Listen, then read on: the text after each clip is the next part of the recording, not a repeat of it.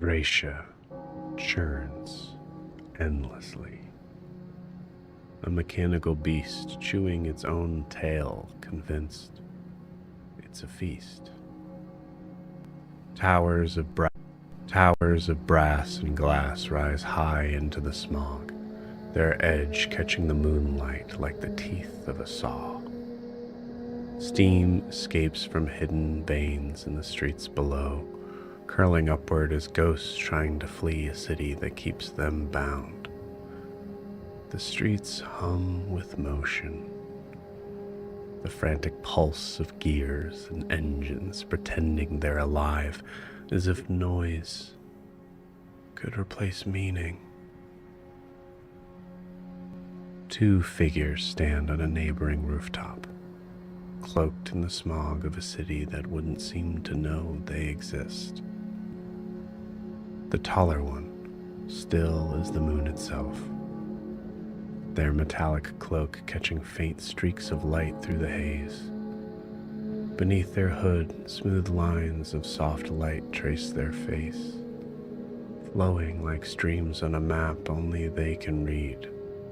They are calm, unshaken, as if this rooftop were the only solid ground they've ever known.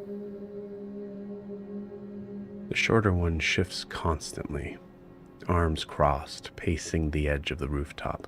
Their patched cloak flutters sharply in the polluted breeze, each step like a defiant challenge to the city below. Jagged lines on their skin seem to cut against the air, their presence sharp and restless. Following the taller one's gaze across the gap, a private hall blazes with golden light. Behind massive stained glass windows, a dinner party unfolds. Men and women, swathed in brass and velvet, toast to their own importance, their laughter rising like flames from a fire they themselves are feeding. The shorter figure ceases pacing to stand dangerously close to the edge, as if to challenge the wind itself.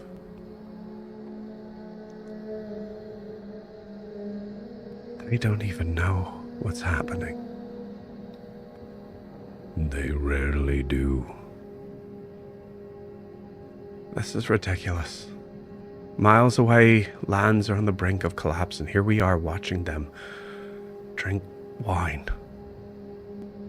Here is where we were sent. We shouldn't be here. We should be watching the Child of Flame, or the one Undulith controls, or somewhere that matters. The taller one tilts their head slightly. This matters. Does it? The shorter one throws up their hands, pacing again. They think they're untouchable. They toast to their progress, refusing to notice the sand clinging and digging between their damned golden cobblestones. Most won't see the end coming before it does. The shorter one stops, turning sharply towards the taller figure. You say that like it's fine. Like it doesn't make your skin crawl to stand here and watch it all fall apart. It doesn't. Convenient. The taller one doesn't respond. They're calm, unbroken. The shorter figure steps closer, their voice rising. You'd rather be here, wouldn't you? Far from the war brimming, far from the fire, far from the light. They stop mid-sentence, watching the taller figure closely. For the first time, the stillness shifts as the taller one finally turns to their partner, face shrouded now in shadow. The light isn't ours anymore. But it was. They were. And they're out there now, twisting and defiling everything and everyone they touch.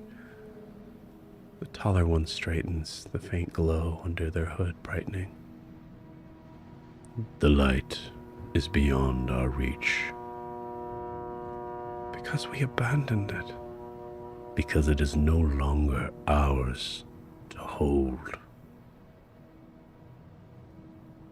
The shorter one shakes their head, stepping back towards the edge of the rooftop. It's easy for you to say that. I know this isn't the first time you saw a world fall to itself, but why?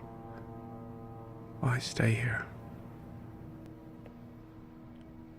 The taller one gazes towards the moon, faintly visible through the smog. Here is where the threads cross. And everywhere else, they're fraying. To pull at the threads is to tear the weave. The shorter one leans against the edge of the rooftop. And when the princess and the primordial champion fall to him, when the child burns too bright, when the drowning ones sink the islands for good, we just watch that too. We observe. We report. And we let it happen. Taller one faces forward again, looking back towards the glowing hall. What else would you have us do?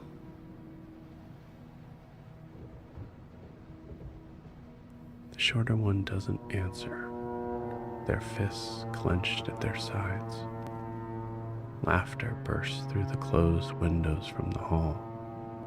Below, the streets hum with the rhythm of the city, endless and exhausting.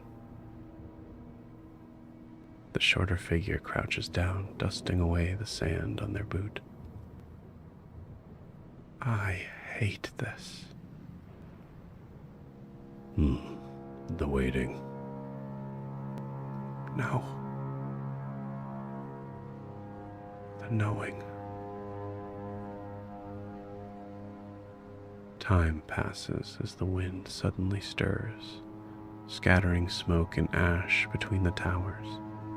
There is a dull flash of white-blue light, and in an instant, the rooftop is empty.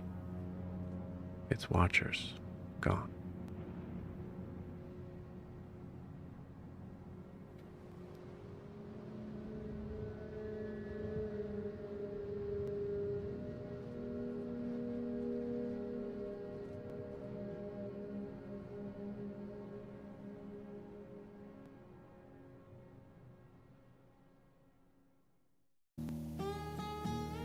Well, hello everybody.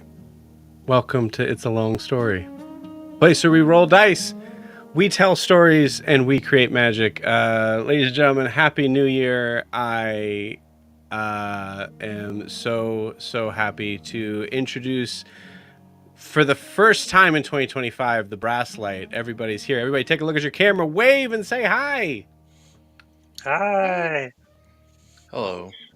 Hello, as I turn my camera background to the correct color. Hello, welcome. For those that have no idea what the heck this is, hi, we're a D&D live stream that runs every Monday, Tuesday, Wednesday, Thursday, and Friday, having 5 parties, living, existing, and breathing in the same homebrew world, the wonderful, beautiful world of Astera, for as long as it still lasts. So if this is your first time watching the channel, welcome. We hope you enjoy yourself. Hey, that was weird. That's it. That's all I wanted to say. All right, cool. Well, before we jump in tonight, just a couple of announcements, obviously cluing into the video that we just saw. There's some interesting things happening for not just the Brasslight, but for every single one of the campaigns that will be taking place throughout the year. Some more details to come as that comes up. But for now, that's my little sort of teaser for you guys. I want you to know, Joe, Chelsea texted me like 15 messages during that, and all of them capital letters, and most of them quite aggressive towards those figures. So good job. Beautiful. Beautiful, beautiful, beautiful. Yes, very good. Awesome. Great. Well, you guys will be able to talk about them every time.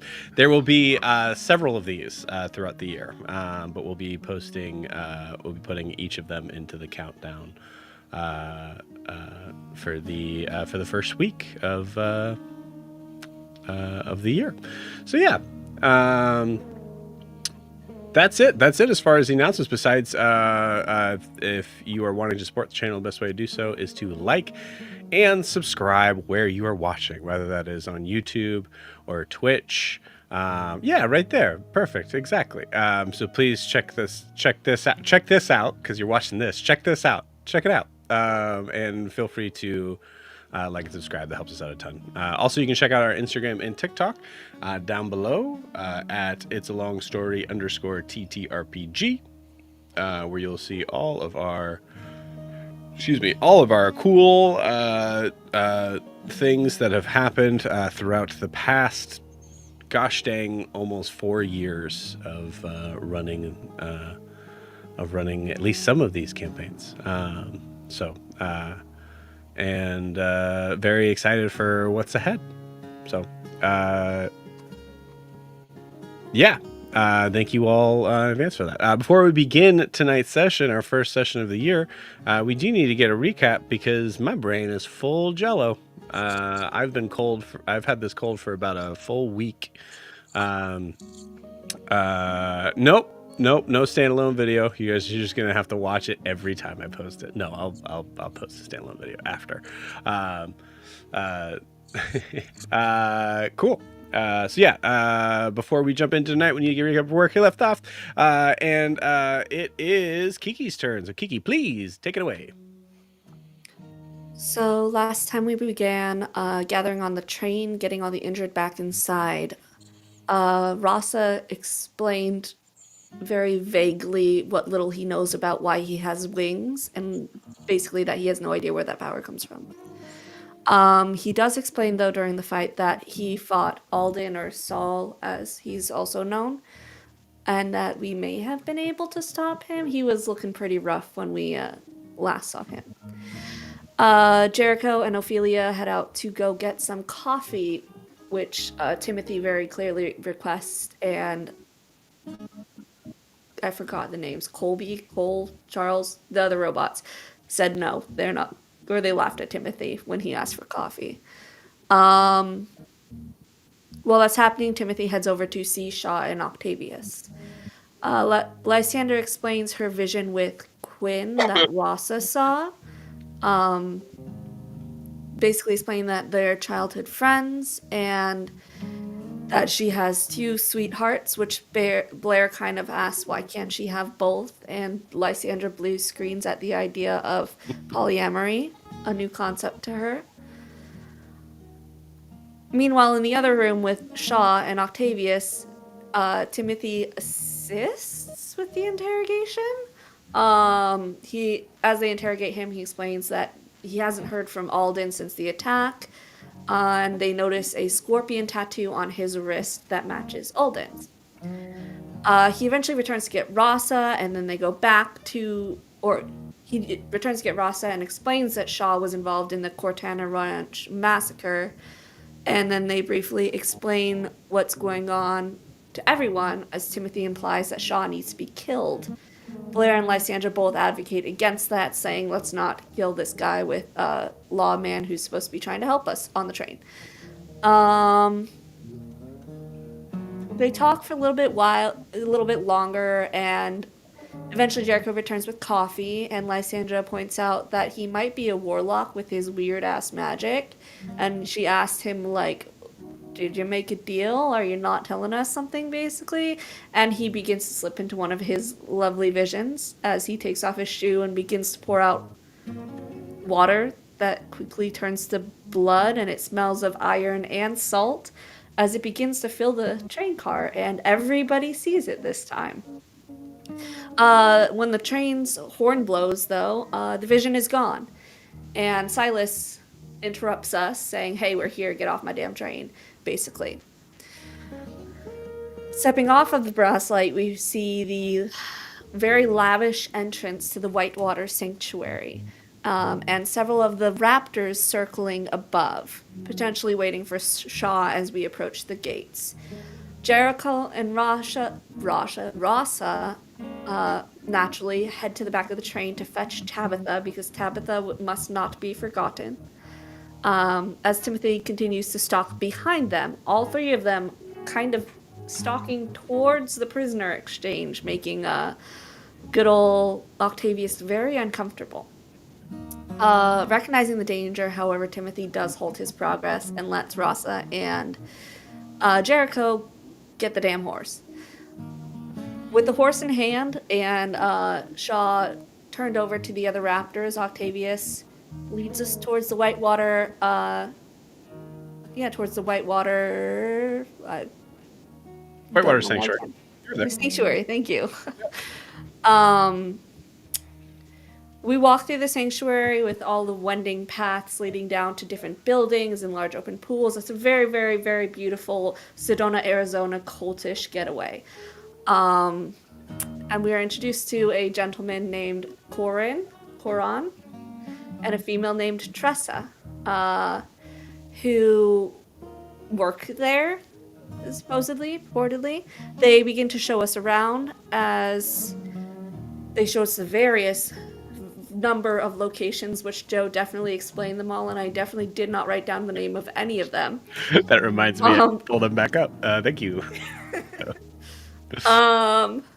As we're walking, though, Lysandra uses her divine sense, sensing, obviously, celestial magic pinging from Rasa as the tour of Whitewater begins. We see several Brassborn, all of whom looked pretty much the same to each other. One of them introduces themselves as Lux and offers to carry Blair's very important ovens to our rooms. As we walk around the tour, we come to this natural well that's like secluded and hidden, almost like in a mountain or a cave or something. Cave, yeah. Named Kraus. I wrote it down. But Kairos. Kairos. I totally forgot the first. Kairos. Okay. It's a natural well that pings chaotic good energy from it. But it doesn't align with Lysandra's lawful good morals. But it's not bad necessarily, just whimsical. But it is also 5,000 gold to get in and see, which is a insane price that maybe we'll get Octavius to pay. Or Timothy's mom, who he just met. We'll get to that later. While we're walking around, Blair notices, obviously, all the Brassborn moving around, but she can't find a point of origin for them. They kind of just, like, pop up different places. Wherever they're needed, really, they appear, and then they disappear. Noticing Rasa is so badly injured after being shot, not as many times as Blair, but it's like a man-cold injury. He looks worse than Blair. Corin pulls him away and takes him to a healing pool with Ophelia, who they go to find healing waters and a medical team to treat him because he looks like he's dying. The party continues to walk around. Jericho notices that for the first time in his life, no one seems to really care what he looks like. People aren't staring or pointing or saying weird things about him. They just kind of ignore the fact that the party's there, which is great. Timothy, on the other hand, is very confused by everything that's happening in the last 24 hours, despite the tranquility of the sanctuary, and is unsure how he feels about the sheer number of Brassborn all around. I think at one point he mentioned that they might not be operating under their own will to Lysandra, and she is very confused because she asked one of them, and they said they're doing great.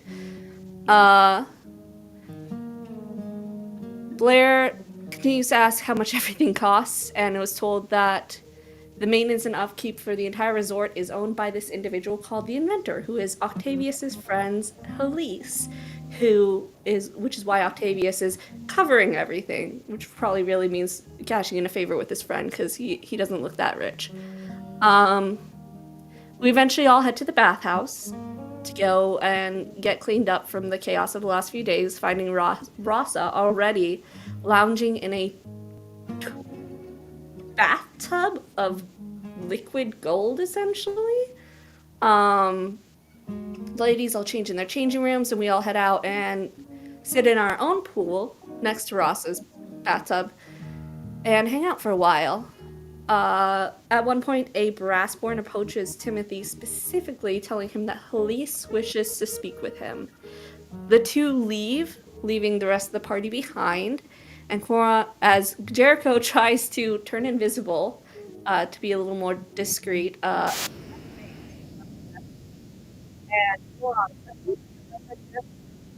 enough, and asked if he needs help with anything in a not at all coltish, there is no war in Bossing Say kind of way.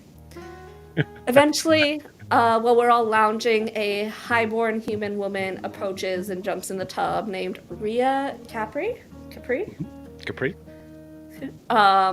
She introduces herself to the party and immediately starts flirting like hell with Rasa. She shows a little bit of interest in Lysandra and Ophelia, mainly in her politicking towards the group. She specifically snubs Blair, and kind of ignores Jericho altogether. I don't know if that was DM forgetting Jericho was there, or if she really just ignored Jericho. She explains something about that she works for Cassian Reed, who is a politician from the South and is currently a candidate for Prime Minister. Blair questions his policies and asks if this champion of the people would help with Ross's problem, and Rhea continues to spin all of the pre-rehearsed and planned talking points. Eventually, I don't quite remember what triggers it, but I remember Jericho threw up in the pool, and we all jumped out in panic. And then we cut to Timothy, who enters this grand workshop, if you will, with a older, I think she was human woman, with goggles on, working on something, who introduces herself to him, and that's where we ended. Beautiful. I love it. Cool. So, yes, I see that hand. You're muted. Kiki, that was awesome, and I wish I took as good notes as you. But the reason that he puked,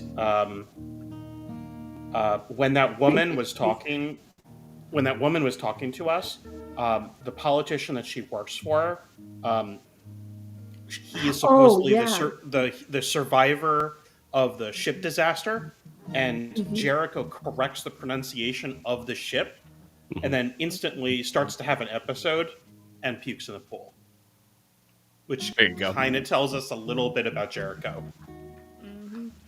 There you go. I like it. Cool. Awesome.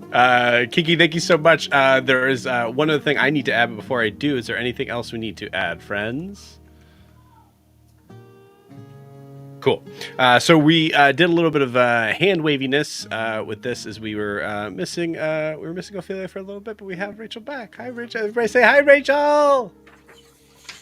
Hey, Rachel. Welcome back. Some little bit of hand wavy stuff, but Jules and Bernard also went to the Whitewater Sanctuary. So Ophelia kind of like ended up just moving with them off the party side. So I believe, if I recall correctly, you're basically at the same spot. We're going to have you kind of come in here in a second, but you were not given the full tour of all the other places, which I think kind of will work out in our favor. Beautiful. So I think, Timothy, I need you to roll me a d20 against, just for fun, because we're introducing this against me. With our new dice cam. All right, you gotta be a 10. I did not. That was an 8. Okay, cool.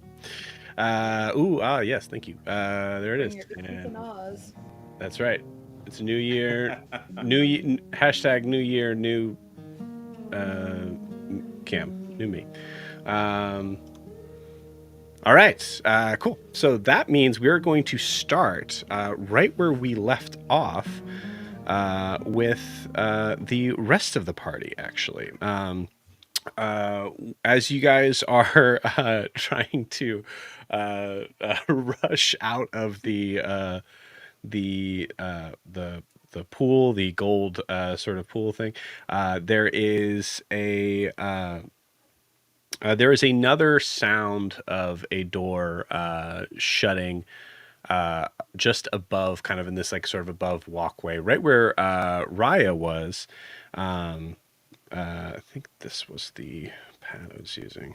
No, it wasn't. Where the heck is it? There we go. Um, and looking up as everybody is scrambling out of the pool is Ophelia. Ophelia, you had just kind of spent a few moments with Jules and Bernard. I'd say no more than like maybe 10 minutes out from the party before rejoining. Is there anything specific you would have wanted to ask Jules about, knowing that Bernard would be within the vicinity? With Bernard there, I mean, probably not a lot. Maybe just wanting to know how long they plan on staying. And then collecting my spider that I had attached to her when they went to their own train car on the way over. Yes, absolutely.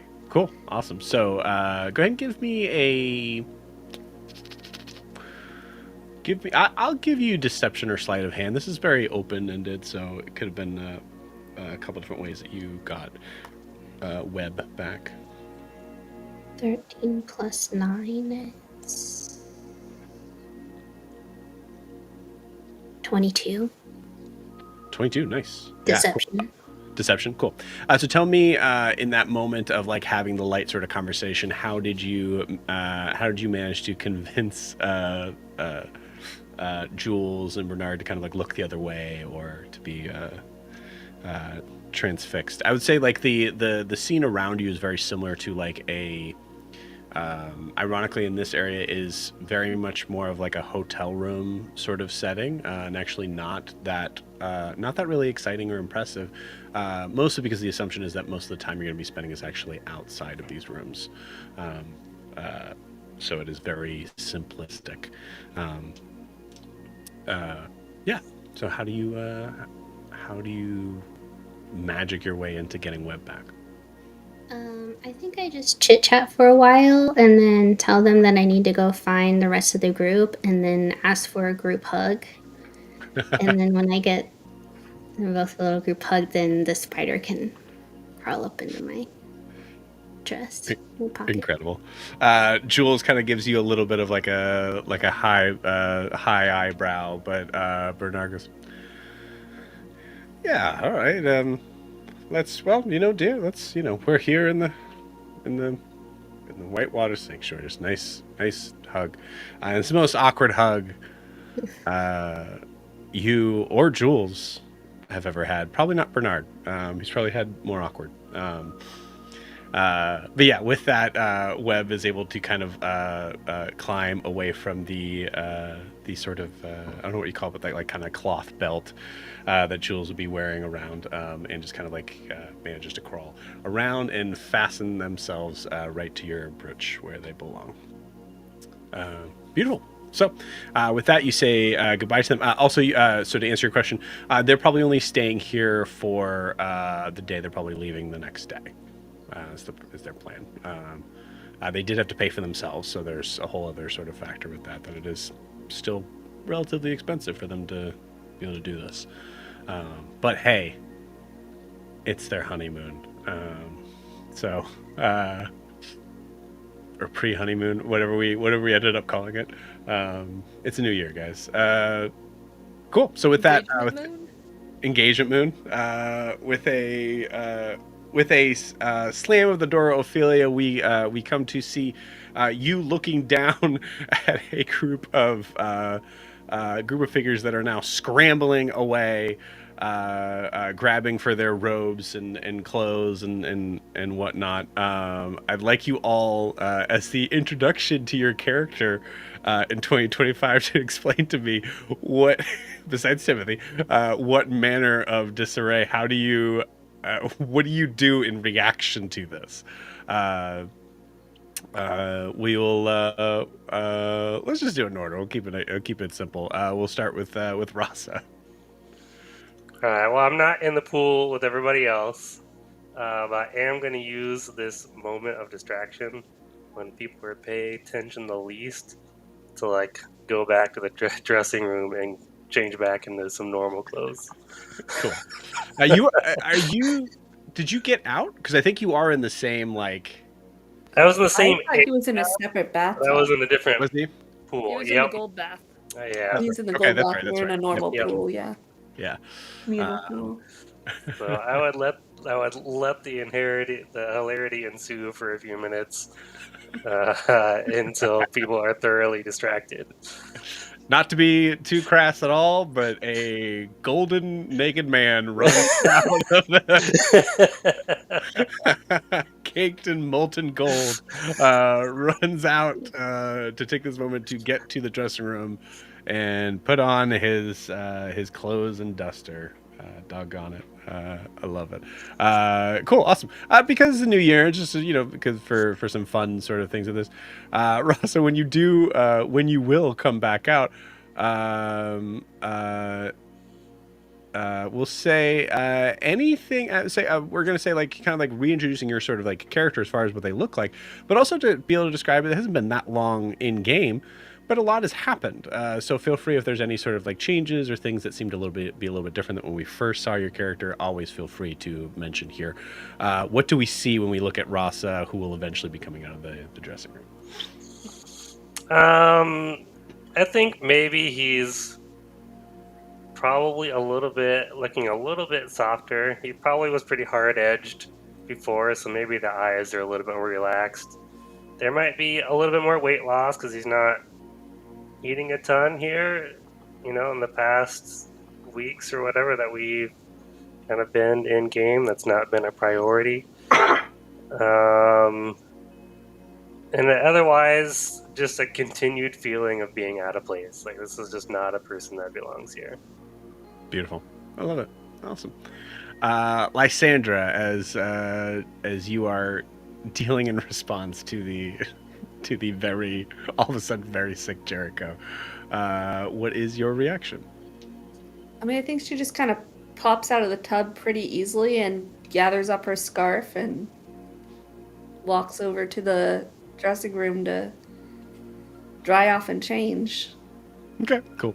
So taking this moment to be like, okay, well, that's enough relaxing. When you are to come out of the dressing room, Lysandra, if you would describe your character and feel free to include any changes over the past couple days. She still looks like she has since everyone met her. She's wearing her silver armor, has her sword and shield, and definitely looks quite out of place in this Western-esque environment. Beautiful. All right. Awesome. Cool. Timothy is not here, but hey, Jericho. How you doing, man? What's Jericho up to? He's just apologizing more than anyone's ever apologized before in his life. I think he himself is just as shocked as anyone else. I'm not going to make sounds, so don't worry about that. No content warning for that. Thank you. But he's just hunched over in this moment. I'm so sorry. I'm so sorry. I'm so sorry. I'm so sorry. I'm sorry. And just like not moving like he should. Like he's not gotten enough wherewithal right now to actually take himself out of this moment awkwardly. So yeah, I think you just see in this moment this 3'1" decrepit old halfling who is just leaned over and he's not in his regular clothes. He's actually wearing like 3 different towels that he was trying to cover himself up as much as possible earlier. And his head just sort of, you just see like the outline of like a little bit of a beard flowing out of it. That probably the beard is probably not doing well in this moment. Let's be honest, as a guy that has a beard in real life, not doing well in this moment. Yeah, that's just sort of like very anxious in this moment. Beautiful. I love it. Thank you. And Blair. I'm going to take note that no one is helping Jericho in this. You guys are just like running. Okay, I'm done. I love this. Blair, how are you responding to this situation? Blair was doing okay in the water until the vomiting happened, and then the confusion of getting out, as she was trying to keep her hair not wet, completely emerged in it. So she is going back like you would see a grumpy cat, like water just all down, her ears are fully down, her tail is just like... And she's just like spending as much time in the changing room trying to dry off, which is twice as long with her hair. Beautiful. And you see Blair's not wearing the Brasslight's jacket, but she's wearing the undercoat and everything, and it has like these little lapel things, and you can see the stripes on her arms through it. And she's not in the best of moods right now. Great. Roll something here. Okay, cool. Raya is has never moved faster in her life as she is running up the stairs back to her room, just screaming, but also covering her mouth at the same time. So Ophelia, I need a dexterity saving throw from you, Ophelia.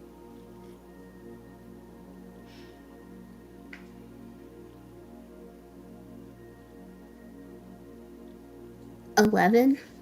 Okay, cool. With an 11, as the very calming music that is playing in the background is going, we see Raya Capri, this woman that you do not recognize, Ophelia, is running past you, just full bulldozing. There's not much to her, but she's moving with all of her strength and constitution, whatever, what have you. And Ophelia, you try to get out of the way, but you are knocked over the railing. I will say because it wasn't lower than a 10, you're still able to hold on to the railing. But as Ophelia is dangling, you're not that high up. It's only another story below you. As you were dangling from the railing, Ophelia, could you please describe what you look like and if been any changes over the past few days? Ophelia she's actually not wearing her super fancy dress. She had changed before we went to Rustwater to be a little more drab and a little more incognito. She looks I don't think she's seen the benefits yet of being at the spa. She looks more stressed than when we met her. More, just kind of not as shiny as she was maybe when we first encountered her a few days ago. And even though she's only one story up, she's going to scream absolute bloody murder as she's hanging from the railing. Cool.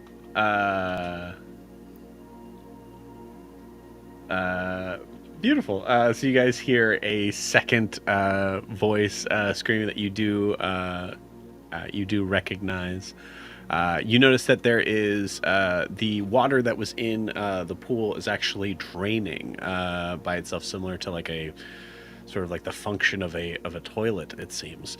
But you do also see Lux is the brassborn automaton is rushing over as quickly as they can and sort of standing just below you, Ophelia, with their hands extended up. Let's see, is this something that they'll be able to do? Yeah. You see that their hands seem to extend a little bit further than they should and are able to grasp onto your waist and let you down. Also, by the way, this is what Lux looks like. As the figure kind of extends, okay, all right. Well, hey, you're okay now. Everybody okay? Yeah, I think we're all okay. Ross said, like, you got a little gold behind your ear as you're like, as you're coming up. Well, that was interesting. One moment, I'm going to go find Tressa or Quarren. Please try and relax. And you see the figure just turn and walk away a little bit more discombobulated than you first have seen them. But yeah, as you all are kind of coming out from your hotel or hotel doors or balconies, the changing rooms, the the space where you are in the pool. Yeah, you all come together once more. Now with Ophelia. If Jericho hasn't moved yet, I'd maybe go grab another towel and like go wrap it around him, see if he's okay. Doing all right, Jericho? Oh, I'm so sorry, Mr. Ross. I'm so sorry. I didn't mean to. It just must have been the excitement and maybe the coffee that we had earlier, I guess. I'm sorry. It won't happen again, I promise. Probably the most exciting thing these people have seen in their lifetime. I sure hope not, for their sakes and mine. Yeah. Thank you. Thank you for the towel. I'm sorry if I ruined your bath. Hopefully you were able to. Yeah. Are you? Yeah. Yeah, it made me feel a little better while I was in there, but I don't know, I'll be honest, I'm a little done here, so you're just the stirring that was needed to get us out of here. You know me. I'm always happy to make a. No, I'm not. This was horrible for me. I'm sorry. I'm going. Do you mind just sort of? I'm gonna go put my clothes back on now. And yeah, can you tell me is anybody looking at me right now? Just at a. I look around. I'm sure people I imagine everybody. yeah.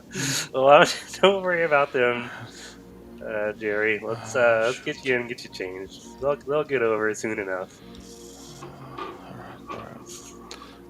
All right, then I'm going to just shuffle my way back to, not making, just staring right at the floor and just shuffle my way into the dressing room that I was in earlier to change. Beautiful. The curtain closes, and being aware of what, for those of you who have been in the dressing rooms, being aware of the somewhat sound dampening qualities, as you. Most of you would have noticed that the outside was just a little bit harder to hear. You do feel like there is a chance that Jericho cannot hear you. Unless you guys are, like, screaming.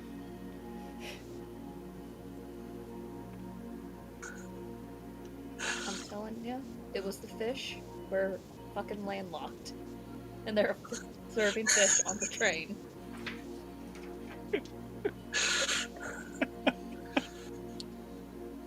I warned him not to eat the fish.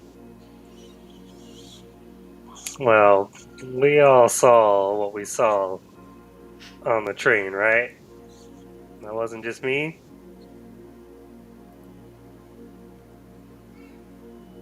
The blood? Am I the only one that saw it? No. No, I saw that too. Remind me, was Ophelia there for that? You said the whole party was because we were about to get off the train. Yeah. So Ophelia, there was actually, I'll say, Jericho, do you want to explain it? I want to talk the least this session. That's my goal. Sure. So Kiki went over it a little bit in the intro, but in conversations about possibly being a warlock and all that fun jazz, Jericho took off his shoe and a stream of salt water initially erupted from it, filling the floor of the cabin or cart or whatever, of our cabin, and then that quickly turned to blood that continued to pour out, with everyone there to sort of witness it. Yeah, no real understanding or reason, just sort of happened.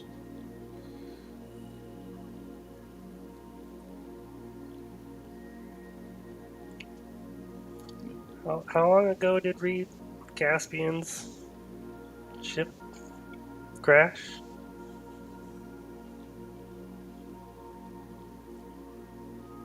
I think we rolled for this before, correct? Blair, you have no... Ophelia wasn't here when we rolled for it, though. That's true. Ophelia, roll me a history check. Did Raya not tell us? Not Raya that we- did, but like in her words. Okay. She didn't tell you when it was. Yeah, no, just it was a horrible crash, the name, and then Jericho corrected it. But the Chancellor dude is supposed to be the only survivor. I only rolled a 10. Okay. With the 10, you definitely have heard of a ship crash sort of thing. You know that that's kind of connected to Cassian Reed as being the hero of a surviving. You, coming out of this with a 10, I'll say, like, for, like, where Ophelia's headspace is right now, you're not entirely even sure of the name of the ship. So you do recognize that is kind of clued in with Cassian Reed. Although the name, which you know very well, is surprising to hear on the other party's lips for sure, because you were not there for this conversation with Raya at all. Have I met Cassian Reed before? You have not, but you've heard a lot. I'm sorry, why are we talking about Cassian Reed? How did that come up?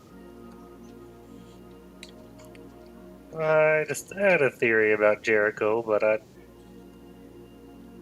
not sure it's strong lead at this point. You think he knows Cassian Reed? I'm lost. I think he maybe was on the ship. Yeah, he did correct the name.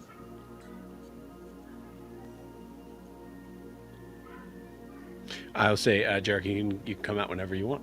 Here.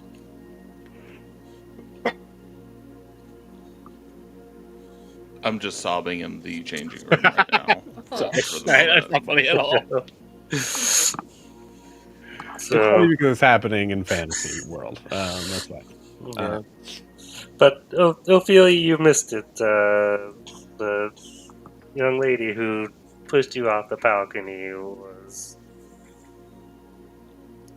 a recruiter of sorts for Cassian.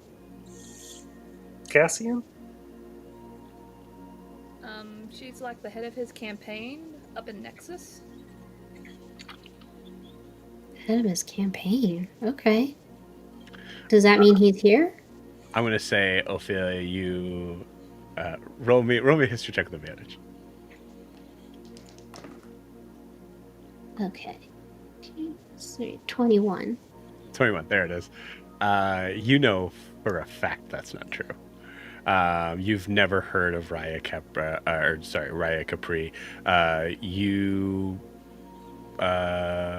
Actually, I'll say with the 21, you've heard the name. Definitely not the campaign manager or anything, which is, for the record, what she kind of hinted at that she was. Okay. Then yeah, I'll tell the group. Well, I know for a fact who his campaign manager is, and it's not that lady. She just must be a super fan. I don't know what to tell you. Well, it seems like she was trying to get into Ross's pants. She was You can very, have good taste and still be a fraud. she was very passionate about older men and Cassian Reed. Good to know. I think we're making Lysandra blush a bit.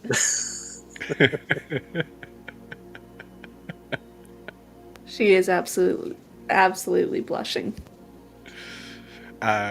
Jericho, roll me a deception check. All right, deception, you say. Yeah. I'm pretty okay at those. It's a nat 20. Never fucking mind. You stay. It's your party, and you can cry if you want to. No one is hearing you do anything. Sure. If you want to leave out the back and go and have your own adventure, no one's gonna know. Take your Now's the cards with time. you. Now's the time. Just like I'm just in there. Like no, with that nat 20, can Tabitha come in and support me in this moment, or No. no? I'm kidding. I'm kidding. No, not 20 in the world can. Where is Tabitha? He's in here with us. I think we established through this they were busy licking a puddle of water off of a no running sign in the puddle. Yeah, I love that. I will say, Jericho's going to just quietly start coming out. Whether or not, I don't know. Okay. So Yeah. No. Yep. Absolutely. Yep. Yeah. Cool. So at this point, the tent flap kind of flaps up. I mean, I'll award you the nat 20 with something later, I promise. But yeah, you're coming back to join the group here. At this point, also, I would say, Quarren. Yeah, Quarren comes out.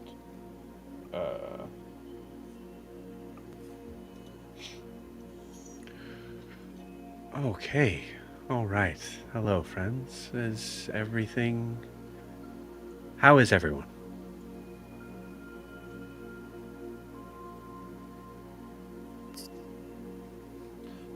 I think we're missing one of our compatriots, though. Ah, yes. Timothy, I believe. Correct? Yes.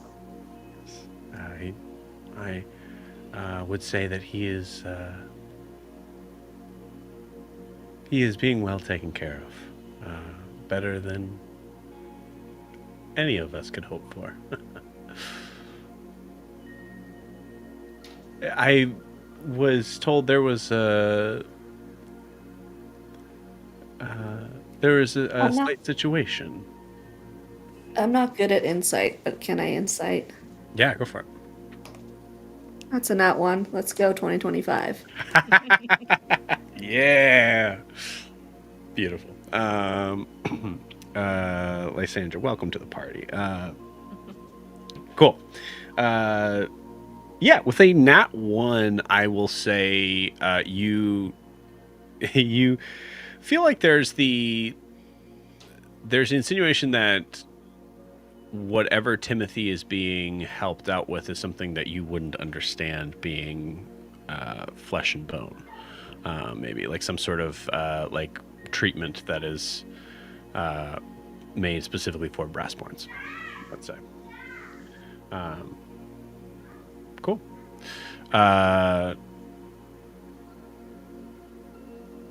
Yeah, so Quarren kind of just goes on to say, There was a situation. I understand. Of course, it's no problem on our end. Want to make sure that everything is taken care of, and if I could be in any assistance for those that suffered that minor stressor to hopefully what is to be a stress-free rest of your day. I'll look to Jericho because he was the one who got sick, so he's the one who might need the assistance, the medical. You notice Quarren is specifically not looking at Jericho, but kind of like looking at the group and doing like With a my natural one, do I notice that he's specifically not looking at Jericho? I guess that's up to you. You notice that he you're not sure if he has eyes. You're not looking at him. That's a good point. I will say for the rest of you, you notice that Jericho is not specifically being looked at. I was actually, Ophelia, given your sort of sense of like understanding of class and things like that. I'm just gonna tell you straight up. It looks like Quarren is doing a master class of like, it doesn't matter who did it. It's totally fine. We just want to make sure that everybody's okay, in not trying to point out Jericho in any way whatsoever.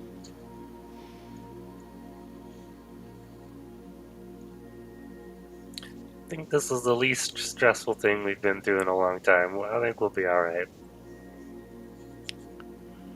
Well, I don't know if that is good news or bad, but I promise you. Oh, it looks like the pool has been cleaned and filled back up. Please feel free to continue with your treatments. But if there's maybe a drink, perhaps, for any and all, is there a specific drink of choice?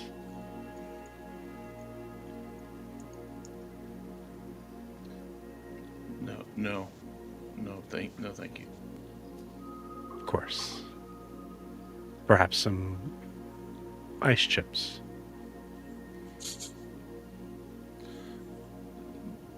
No, do you have any chewing gum, though? I will see what I can do. For the rest of you, I think tea would be nice. tea, of course. Any specific leaf or flavor? Feels like an oolong kind of day. Absolutely. Well, I will get that to you as soon as I can. Last chance, is there anything else? If it's all on the one dude's bill, a whiskey sour? Absolutely. Feeling adventurous coming right up. Very well. Well, I will leave you all to it. And again, don't worry. Timothy will be joining you all, I'm sure, very soon. And with that, he walks off.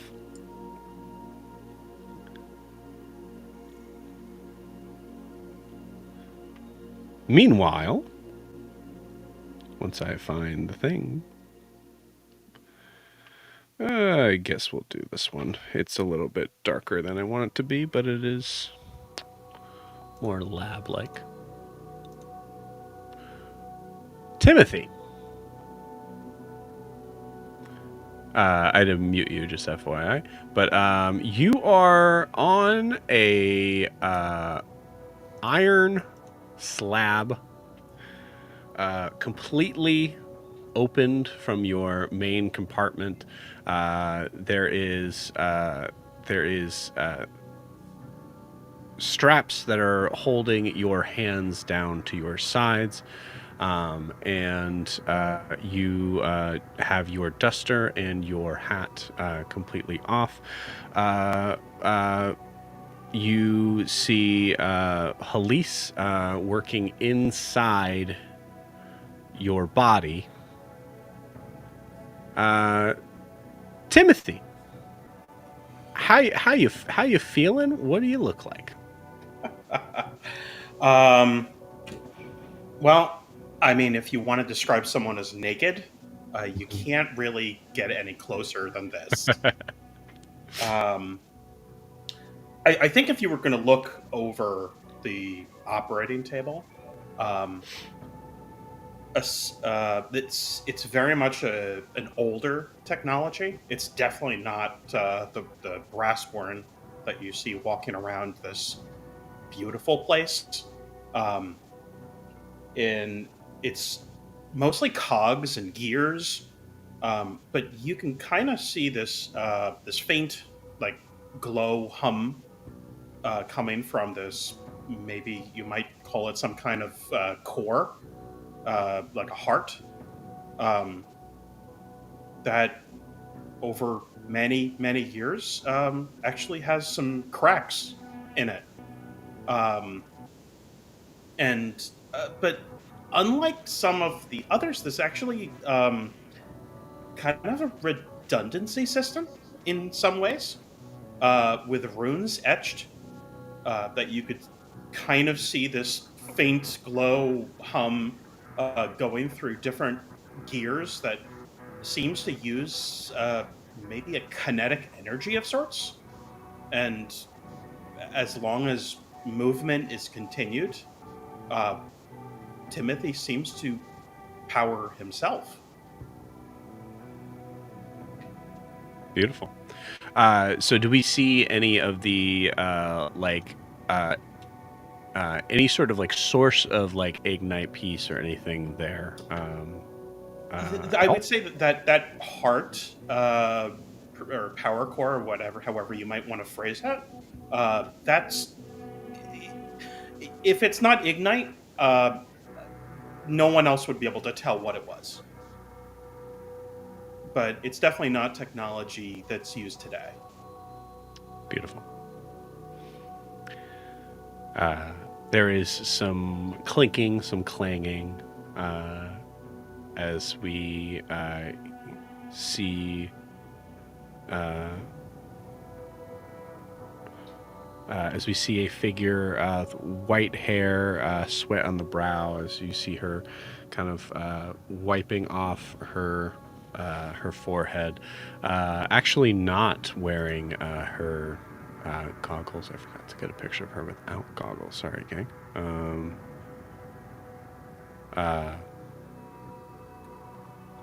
Where's she at? There she is. We see Halise, otherwise known as the Inventor. She is, as I said, she is not wearing the goggles. They're actually on top of her head, as she is holding what looks to be an instrument that can only be described as the most steampunkiest thing you've ever seen in your life. A bunch of gear, like it looks somewhat like a kind of like a ratchet in a way, but has a bunch of other sort of things that are attached to it. As you see her kind of like popping her head up. Oh. Well, Timothy, it's not usually a good thing to say this in our line of work, but you have not changed a bit, do you?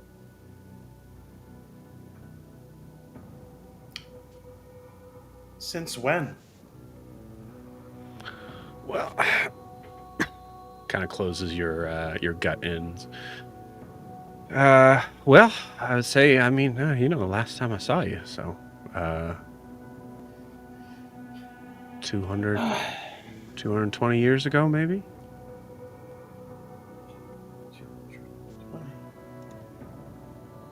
220.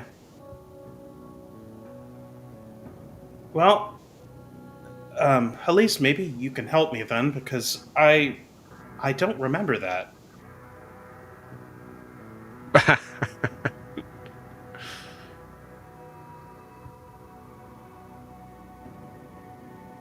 I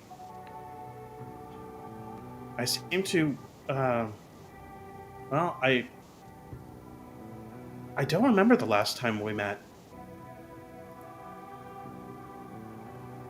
Maybe something is wrong. Well, I mean, I can look inside your head if you want me to, but it's It doesn't seem...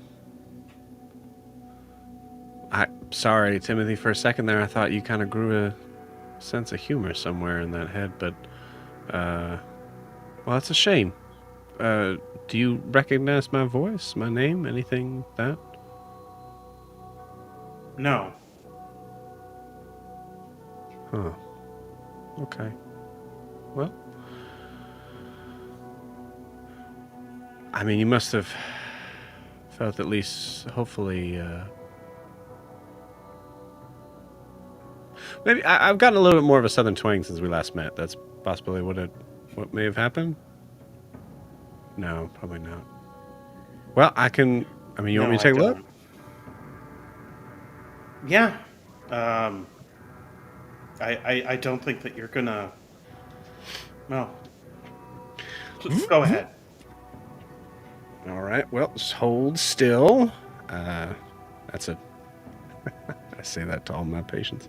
It just starts to kind of like pull out the bolts that are stuck in the top of your head, and she's probably like shouting this as she's working. So, what was the last thing that you remember?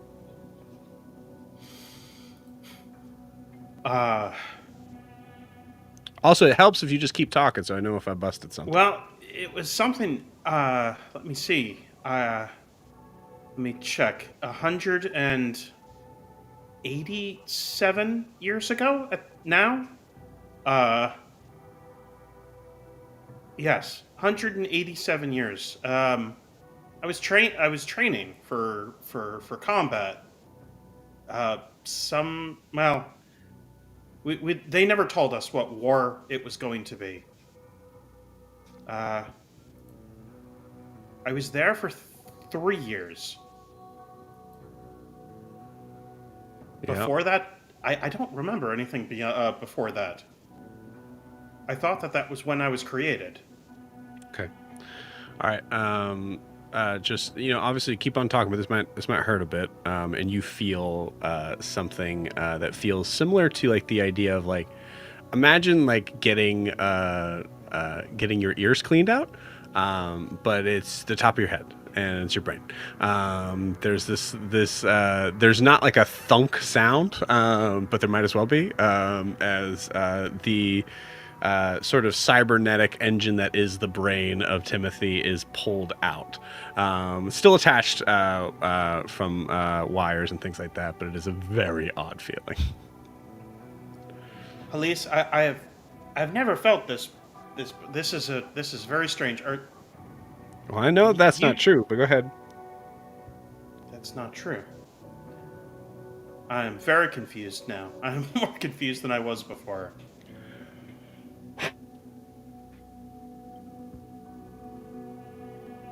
Elise, did you create me?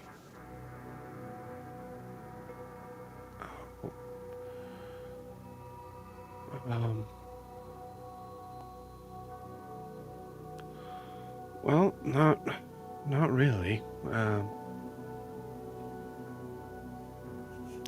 But I was with you when you were born.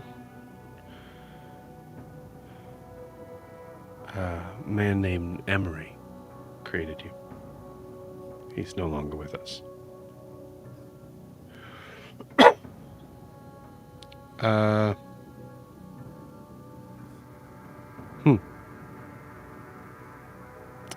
Okay, well, good news is I know the problem.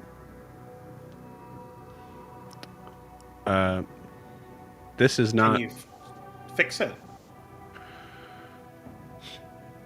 Well, that's the tricky part. What I can tell you is that what has... You said that you were training for the war that never came. Some kind of combat. We never actually. They never used us. Yeah. We trained, and yes. Yeah. Yeah, you were the first. You were the prototype. And unfortunately... Man, you really don't remember any of this, huh? No. You have me at a loss. Okay. All right. Well, I mean, actually, that makes sense. Timothy, a good amount of your the inner structure of your housing for your what we'll call brain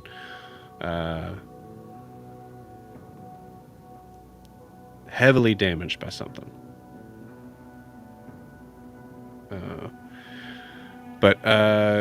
Yeah, so the war that never came, yeah, that was but the 187 years ago doesn't really match up because that war never came. At most 215 years ago. So whatever they were training you for it's not the war. You said that there were others with you? Oh, there were several. Well, that was at least until until the training was done, and well, I was put in a warehouse for a very long time. At that point, Yeah. it was just me. At least from what I remember, but That is strange. Because you were your model was discontinued 220 years ago. Turned out we didn't need what we were making your brethren for. Of course, you were the yeah, you don't remember any of this. Yeah, okay. Yeah, so you were designed to be the indestructible. You were literally built to always be able to keep going. Which is again why I can't. Do you don't remember any like? I mean, she kind of like she takes up and like picks up the shell and like kind of like lifts your head a little bit to kind of look at the back. Yeah. Okay. All right. Somebody got in here, Timothy. Because for the impact of what would be the damage inside here would definitely show on the outside. And there's his mark. You want to see it? someone tried to kill me.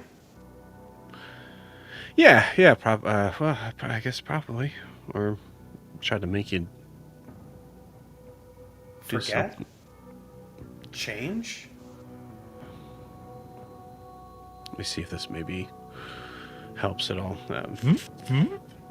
And you feel an even weirder clunk as the back of your head is taken off and spun around to show you a series of numbers that we're gonna say because I don't want to infringe on your character here, but I would say, Timothy, it is your model number. So we'll say we'll hold off on what that is right now. But the beginning of it says EV, and you notice that there's a space, large space above where it says EV, and then the series of numbers. I'd like you to roll me a history check with disadvantage.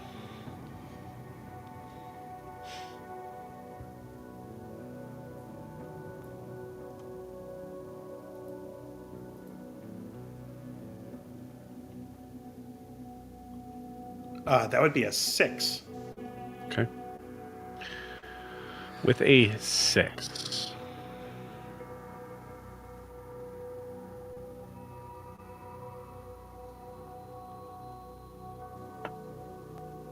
Okay. I'll be nice here.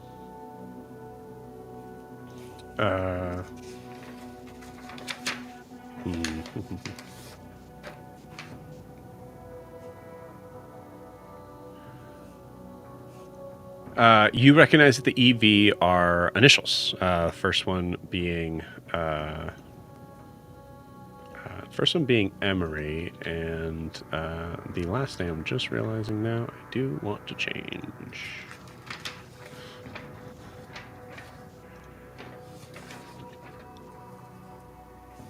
Come on.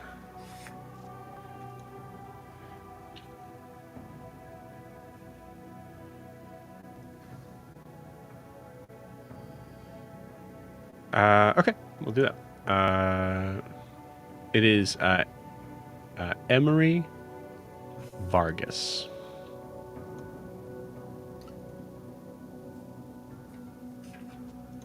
And this is something I know. Yes, you read EV, and I think there's a part of your brain that kind of clicks on, and you actually hear like a physical sort of like whirring, even like a part of like your. I think for Timothy, you're actually able to feel like a part of the system that makes up your brain. There is something that imagining like a car kind of running on a track. It's now moving on a course that you've never really experienced it be on before, and you hit Emery Vargas before there's like a stop. So I think Timothy will. Well, I guess he can't really exactly move because his head is being held separate from his body. Mm-hmm. But he speaks to Elise and he says, "Emery Vargas." That's right. Do you remember anything else? No. I'm assuming there's significant damage in the memory banks. Yeah. It doesn't look good, Timothy. I don't know how you're still functioning, and that's not a. Don't take that as a doctor. Take that as an engineer. The person that got in here was not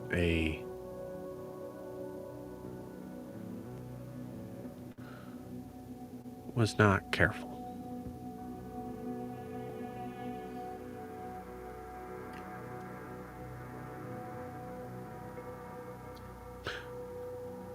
I can try to make it. I can clean it up a little bit for you. And try to just, I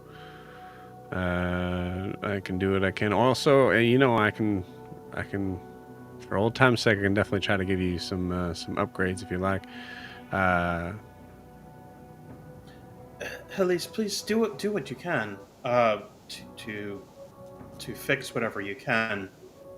But you seem to know more about my past than I do at this point. So I was. What were my brethren created for?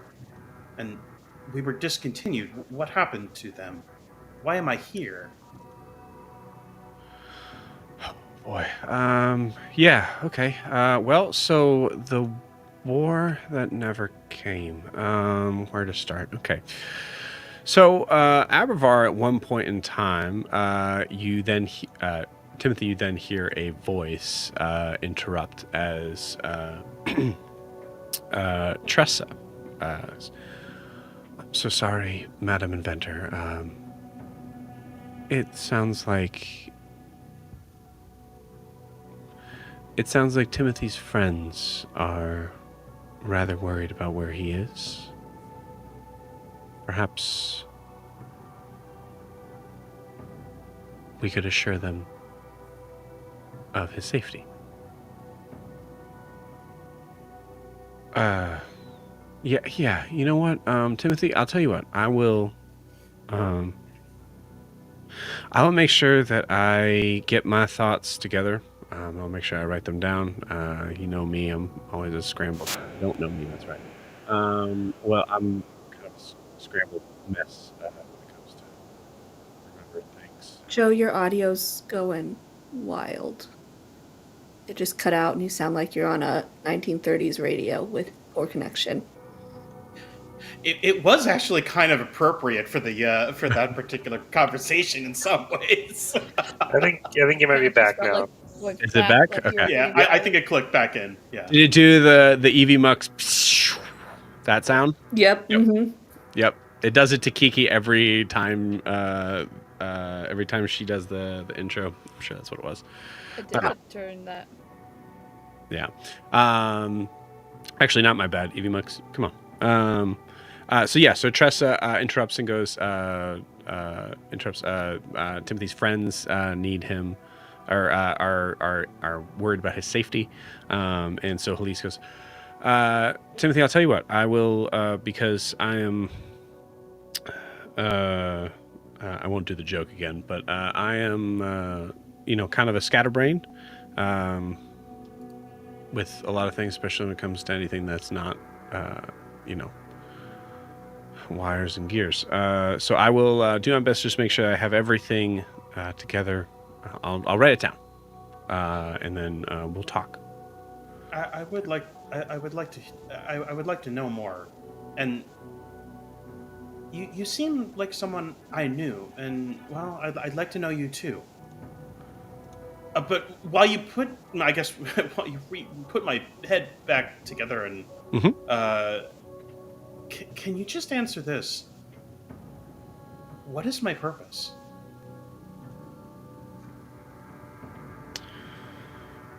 Well,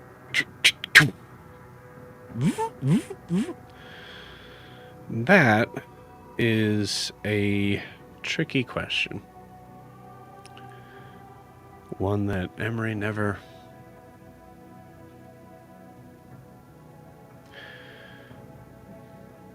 You see her take a moment, and she kind of steps back a little bit. And Timothy, you can't actually see her, but I'll say roll me a perception check based on you being just you being a robot.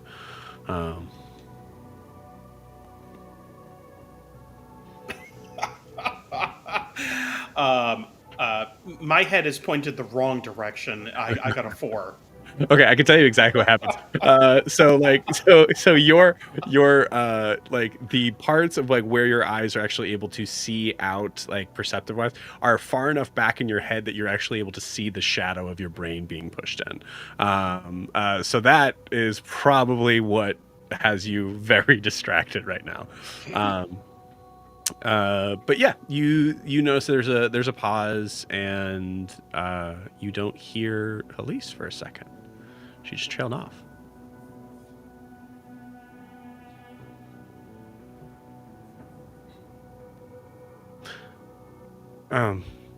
Okay. Yeah. Your purpose. Well, you've had at least 200. Nope, exactly 220 years to figure that out for yourself, Timothy. If I've learned anything about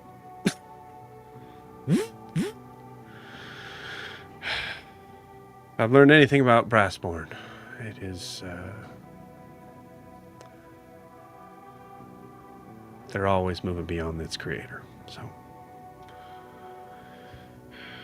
I don't know if I can answer that question, but what I can do is get you out of these stirrups. So watch your feet, and you see her kind of start to untie you, and you feel and hear the table going as you're righted up again, and you see Halise, who is so Timothy. You're how tall is Timothy?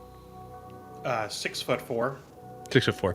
Yeah, I would say Halise is probably about 5'6", 5'7". So yeah, you see her kind of just looking right up at you, and just she seems to be doing the engineer thing where she's checking on the work. But you notice a lot of looking into your eyes. While she's doing that, can I take her hands in mine Mhm. and just look at her and say, I think you've been honest with me. It's not something I get all the time. Can we talk again?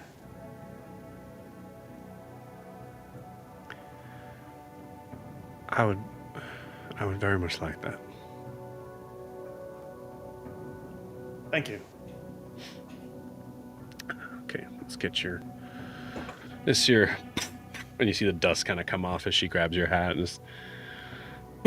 Oh. This is the look you're going for? It fits. That it does. Okay, I can't. You're gonna have I'll to take the hat. Yeah. And you see, I'll say, Timothy, give me Timothy, give me insight. Give me an insight check with advantage.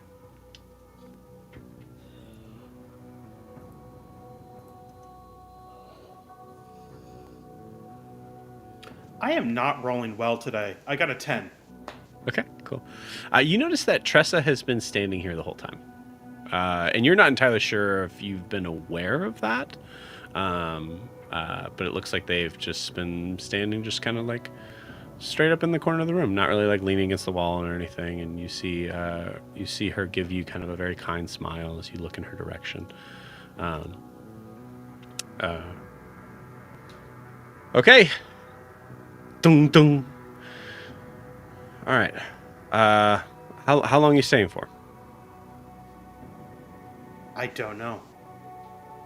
Okay. All right. Well, I will try to get that going. I have someone I need to meet here. But once I'm done with that, I will get my thoughts together, and I'll call on you. And we'll have a nice chat, and we'll do the thing we used to do and pretend to have a meal together. I would like that, Elise. I think Timothy's going to turn to Tressa and say, Did you say my companions were worried? Yes, Quarren has done his best to calm their feelings with imbibements, but from my understanding, they care for you very much. I'll return to them. Well, Madam Inventor. Thank you, Elise. Elise does a kind of takes your hand, kind of gives a little bit of like a rub, looks at Tressa and just kind of gives a very quick nod, very much more on the sort of employer-employee side. Thank you, Tressa. All right, and you see her walk to a wall that opens up, and she walks through. Most of the area down here is mechanical sort of machinery, sort of parts that you're not really entirely sure what's a constant, what's a machine, and what's a wall, that sort of thing. So yeah, you're alone with Tressa as you walk back to the elevator. Anything you want to ask or say to Tressa?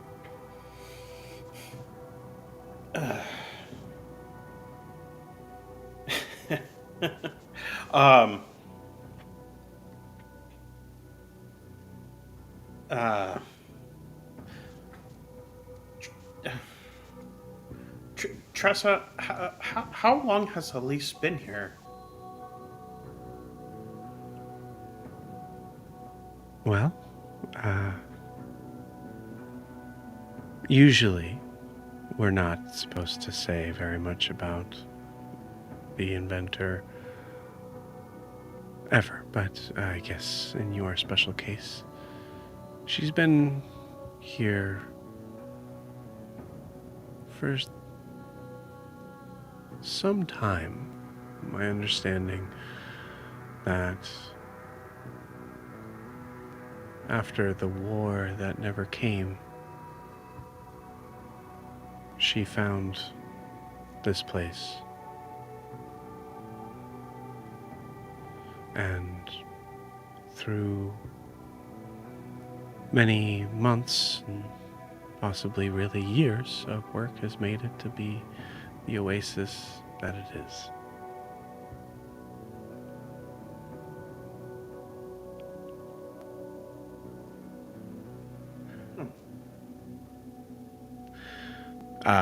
At this point, you guys are in the elevator. It's going up, so there's this loud sort of like as you're but Tressa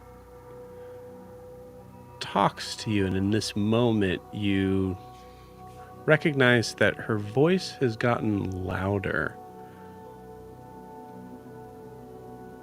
but not very similar to like the idea of like the difference between gain and volume. Her volume has gotten louder, but her like force of pushing out remains exactly the same. As she says to you, "You know, it is quite an honor to meet you, Timothy."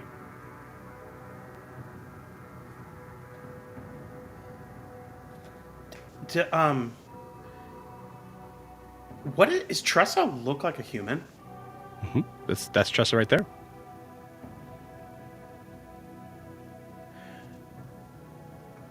Could I make an insight check to see if I could tell anything, if whether or not I'll give you another crack she at it. might be human or robot or something? I'll give you another crack at it. Huh. No, not any better. So say Actually, you much have your worse. suspicions. Yeah, I have suspicions, but that's about it. I will Okay. say with this, the thought crosses your mind is, how did Tressa know what Quarren said?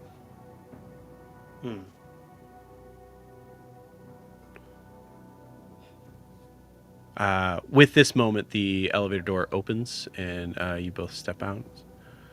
I look forward to being around when I can for your next meeting with the inventor. Right this way is where your friends are. Thank you, Tressa. It was very nice to meet you. The honor is mine. And with that, you see your friends. I will say,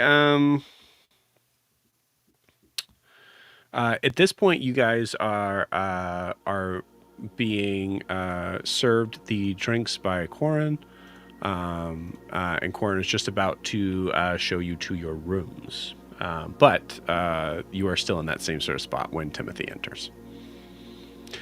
Ah, Timothy. Welcome. Hello, Quarren. As you all can see, Timothy is perfectly fine.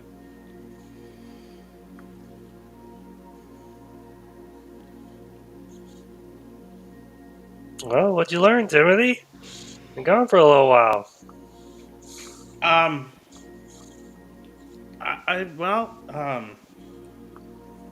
okay. I will leave you all a moment of privacy before we bring you to your rooms. So I will be just behind the bar with Tressa whenever you all need me. And gives you space.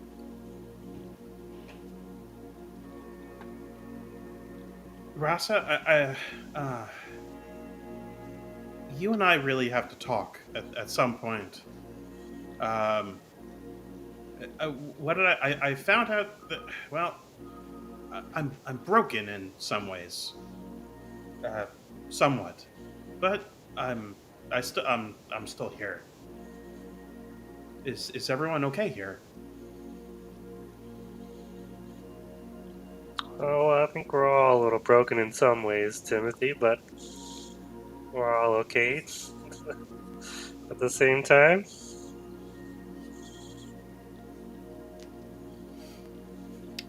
You missed it. Jericho kind of vomited in the pool.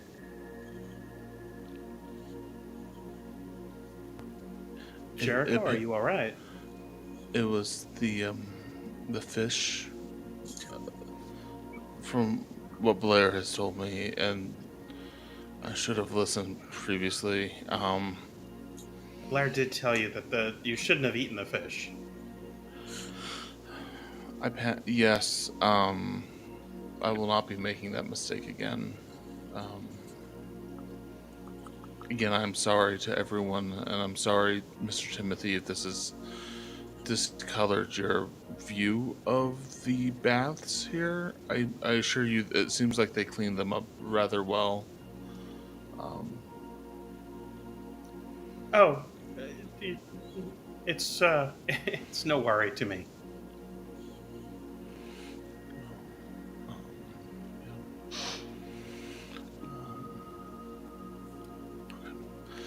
I'm just gonna sulk into the background again from this moment. like, yeah. I would love to take a look at. Apologies, Joe. You know I'm really bad with names. The individual who just brought us our drinks. Yes, Corin. Corn? Corin, I would love to I would love to check and see from Jericho's point of view. You know how like you might inconvenience someone and they're like, it's a facade of like, oh, it's totally fine, it's totally okay, but then deep down, you know, they're like that mother, you know, like they're just. I want to just get a feel for what they're talking about and if they're talking about me right now at this moment. Oh, what Tressa and Corin are talking about? Yeah. I will tell you right now, you look over at them and they are just staring back at both you. Or at all of you. Fully not in conversation at all. I'm trying to understand where is everyone like physically right now in terms of grouping. Yeah, so I'll say so as far as like the group goes, I imagine you guys are kind of just like sort of like circled up for the most part. You guys could also be like, if you guys want to be kind of like at a bar table sort of area, you could definitely be there. There's plenty of that sort of open area. When we come back from break, there'll be a clear moment of like, what do you guys want to do here? As a moment to kind of like freedom of you guys being able to kind of explore and do what you want. The reason I ask is I guess, is Blair separated from other people of the group at all? I want to say she's with the group waiting for you, so she's probably with everybody. Yeah, cool. And I don't want to take away from where Jericho was, so we'll say that wasn't necessarily the end of my statement, Jericho. It was that you can still roll something. The weird thing is that they are not talking. I mean, I don't want to metagame too much. So, like, if they're not talking about me, if they're staring bullets at me, yes, I want to throw something. But if they're just doing like a blank stare creepily, I'm just gonna let it be. Try it. Go for the insight check. I'll allow it for sure. Okay. That's a 4. Cool. All right, guys. Everyone here sucks at insight. To quote Bria, we're trying to tell a story here, but the reason I was asking it is with Blair's kind of fascination from before, I kind of wanted to like just kind of whisper to her. So I think probably Timothy would kind of come over and just try to like, whisper to Blair. The inventor, she showed me the insides of my circuitry in my brain. Yeah, just turns. Yeah, her ears just go. I think everything here is something of her creation, possibly. Wait, she was Does she have like a lab or actual equipment? Now, Blair, are you whispering? No, she just said that out loud. Yeah, there we go. Excitement. Cool. I did want to give Timothy. I didn't want to step on Timothy's thing of trying to be outside of the group, but I do feel like Blair is what pulls us back in. Yep. So yeah, you all excitement. hear. Yeah, you all hear this. Yeah, I was actually in her lab. She had me open.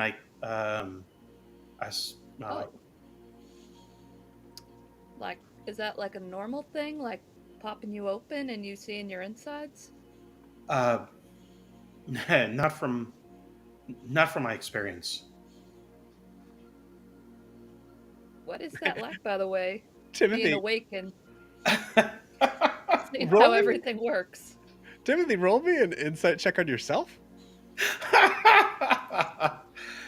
Okay. I got a 7. Hey, you know what? I don't care. I'm the DM. 7 just passes. Timothy, you are because I gotta give you. Timothy, you are like aware of now at this point in time, like, oh yeah, that's fucking weird. That's weird that I have not been opened up in Yeah. 187 years. Like that, like no one's checked in. I haven't felt the need to. Everything that I've done repairing myself has been seemingly on the outside. Superficial. Yeah. Yeah, exactly. Yeah. No, I to be honest, I don't understand what she told me. It conflicts with a lot of things I thought I knew, but I have never been worked on Ever? that I know. But apparently And- she knows something more, but to be honest, I don't know. And I'm not trying to be like, I've never seen you like eat ignite. You don't have to eat that or use it to survive. I never have. No. I just keep moving. Then what's, no offense, powering you, keeping you alive? Well, when she opened me, there was power core and some kind of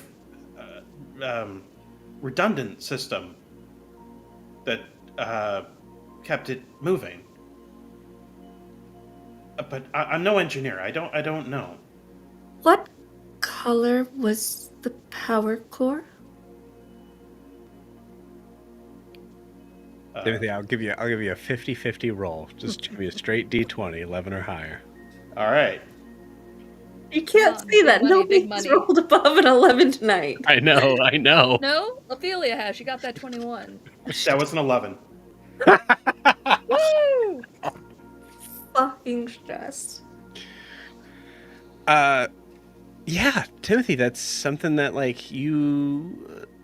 I think you've always assumed because everything that everybody has said has always been like Brassborn, Ignite, super important, that type of stuff. You've seen Ignite. It doesn't glow blue.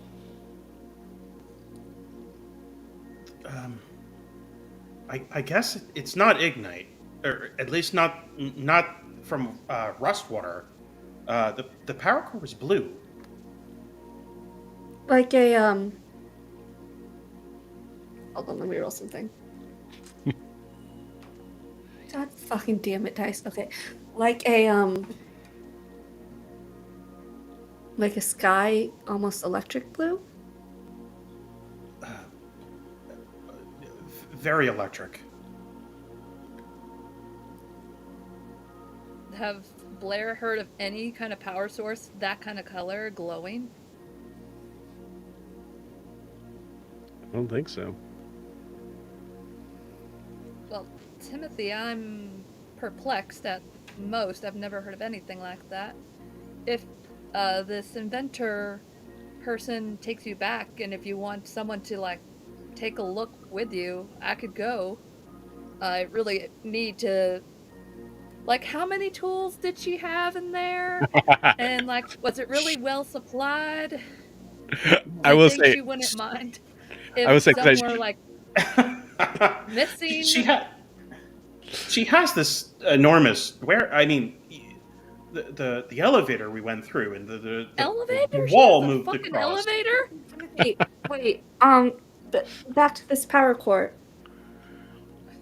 It was like a cylinder with glass on it, right? Blair, roll Metal me in. rings. So sorry. Blair, roll me a nat 20. Okay. I want to give you a Come like on. possibility. I completely missed the dice tower when I threw it. That is a nat 1. 2025. Let's go. No, she just Hey, got Joe. she got the fucking elevator. This story up does here? not want to be told. Hey, Joe. Hey, Joe. Can I make? Hey, Joe. I rolled a nat 20 earlier today. You Can want I to just pass give your it to? advantage? Can I just give it to Blair? I will say to get this answer, it has to be a nat 20. So yes, I will say because you mentioned it, Blair, go ahead and roll. You have advantage to get a nat 20 on this. Come on, big money, big money. No, but wait. It's just a straight up roll? It has to be a nat 20. Okay, it's close. It's a 15. Yeah. All right. I'm so sorry. Lysandra, we'll come back to you. I felt like I just gave you like a flat no, and I was like, well, it's not impossible for Blair to know. So that's why I had to clear that up for myself. Cool. So Lysandra, you were saying? From what I saw, it was brass and glass, but there were Was it brass and glass or was it steel and glass? Joe. it was well, it was some. To be honest, I don't know the metal. It actually looked something that I have not seen before. I would say, like, Timothy, you would also be aware you didn't get a good look at it. Because No, it was inside. Yeah, I got more of a look of inside my brain. It was turned around. That's I don't know why that made me laugh. That interesting. made me really fun. That made me really happy. I don't know why. I don't quite know. Maybe the next time I would like to speak to this inventor of yours. Well, Halise said she wanted to put her thoughts together. I asked her to tell me more of my history. I don't think she meant me any ill will.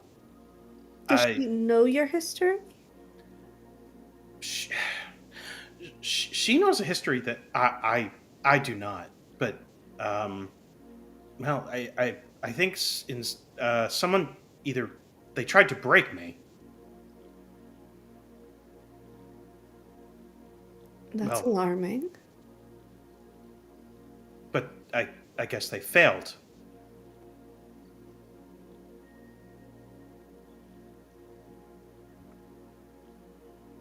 Is she Because older than I keep you? moving. Oh, I'm sorry, Rasa. What? Is she older than you? How could she remember all this? Well, she must be. I'm not going to have you roll. Because reasons. Yeah. You, can't. in this moment, you like have this realization like, oh yeah, that's weird. Because she definitely seems human. Yeah, Mhm. is she? Because we don't know. Is she also a brass born like you? I think Timothy looks around. I'm not sure. I think a lot around here might be something that it doesn't appear to be. But she did say she wasn't my creator, but she was there during my creation. Well, Or- how well, long ago was what's that? The word she used was actually the word she used was birth, but I mean it doesn't seem fitting. Timothy, would you mind if I just try something? It's not invasive. I just want to hear how your things are turning in you. Oh, sure. Timothy, roll me a death saving throw. Just kidding. And that's the way my adventure ends. That's how you TPK the party when you set off the nuclear bomb that is Timothy's core power source. only UA continues because we nuked Astera. That's right. And they're on a different plane of existence. Blair's just like, with Timothy's permission, is gonna get as close to his chest as possible with her ear to it and trying to listen how these gears are turning. Figuring out. Okay, so what you would hear would be gears, some different cogs, kind of a mechanical beating noise, but then a whooshing noise as well.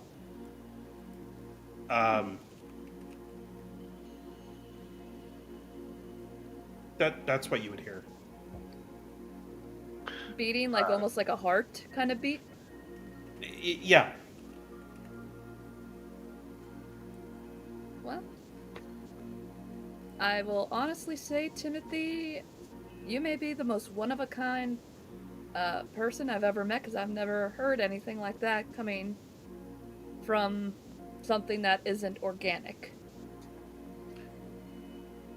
Well, Helise did say that whatever I was created for, I was discontinued. So I guess I am unique. Who? Did you know who invented you? She said his name was Emery. I believe it's Emery Vargas. I was able to pull that from my memory, but Joe, is there a reason a history check would get me anything on Emery Vargas? Same here. You can say no for me. 222 years ago. So there's a thing. Okay, so there's a quick pause. There's a thing in the DM that the moments where you have your players consistently rolling bad numbers, fate will, in my experience, take that and laugh in your fucking face when you go, yeah, roll a nat 20 on something where you're earlier and it didn't work though, so I know. No, I got know, one. but compounding, it's going to happen. Do you get what I'm saying? So, roll me a nat 20. Both of us? Yes. I got a 5. Oh, that's cock. 5. No, that's a 10. Okay. God fucking damn. Good name. You, as Timothy says it, both of you forgot what he just said. Fucking elevator. You need to hear the name again because you forgot what the name was that you just heard. I think I'm still thinking about his interesting power core Yes. that I know nothing about in way too much detail. Oh, La, can I have the ignite that you were trying to get away from me when we were in the pool?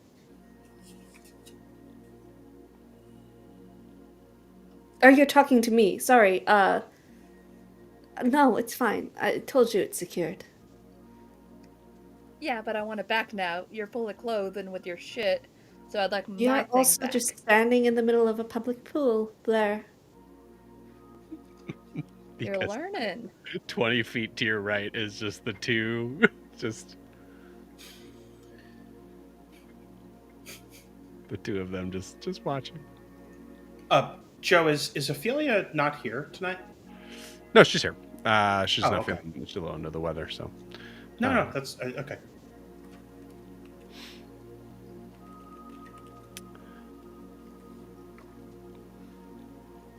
Well, you guys do know that any point in time you guys want to be shown to your rooms, so you can just walk up to them. So, if you guys want to do that now, feel free.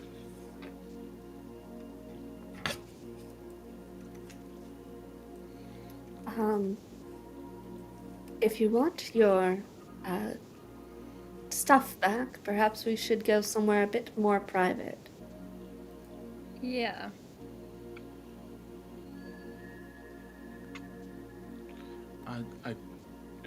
I'm sorry. I don't know what is going on, but Would anybody be upset if I just went to my room right now? I kind of want to just go to my room. Is that okay? No. No, I don't. No, I don't mean like don't go. I mean no. Like if you're not feeling, I'm really bad at talking to people, and I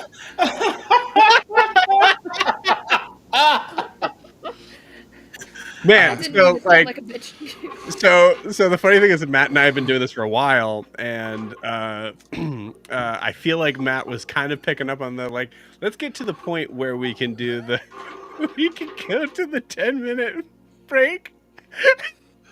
And I was Sarah said, no. I was just, hey, all right.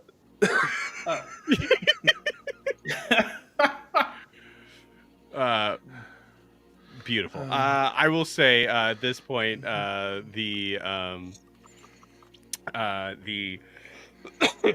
also above board, Rachel is not feeling well, so she's jumping off for the rest of the session. We'll miss you, Rachel. We love you. Hope you feel better. But I will say, as we'll say, as Lysandra, you go to like kind of like try to get to your rooms. Sorry. You are shown to your rooms, of which you guys can kind of choose whether you're bunking or not. There's plenty of rooms here, but we will take this moment to take our 10-minute break. So we'll see you guys in 10.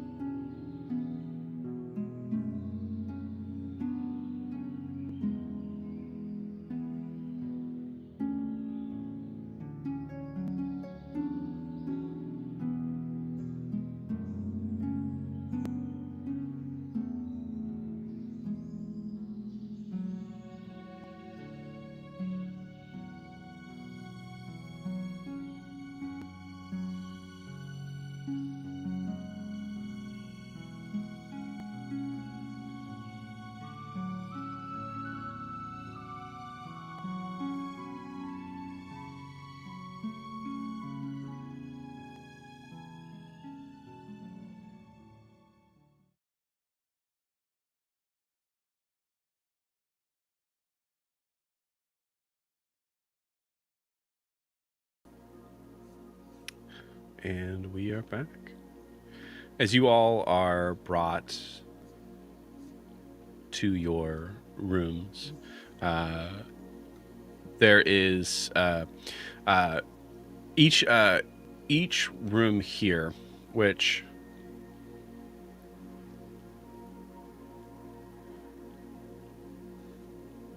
I'd say there's probably only 3 floors, but it also extends out a little bit past, like to the other sort of.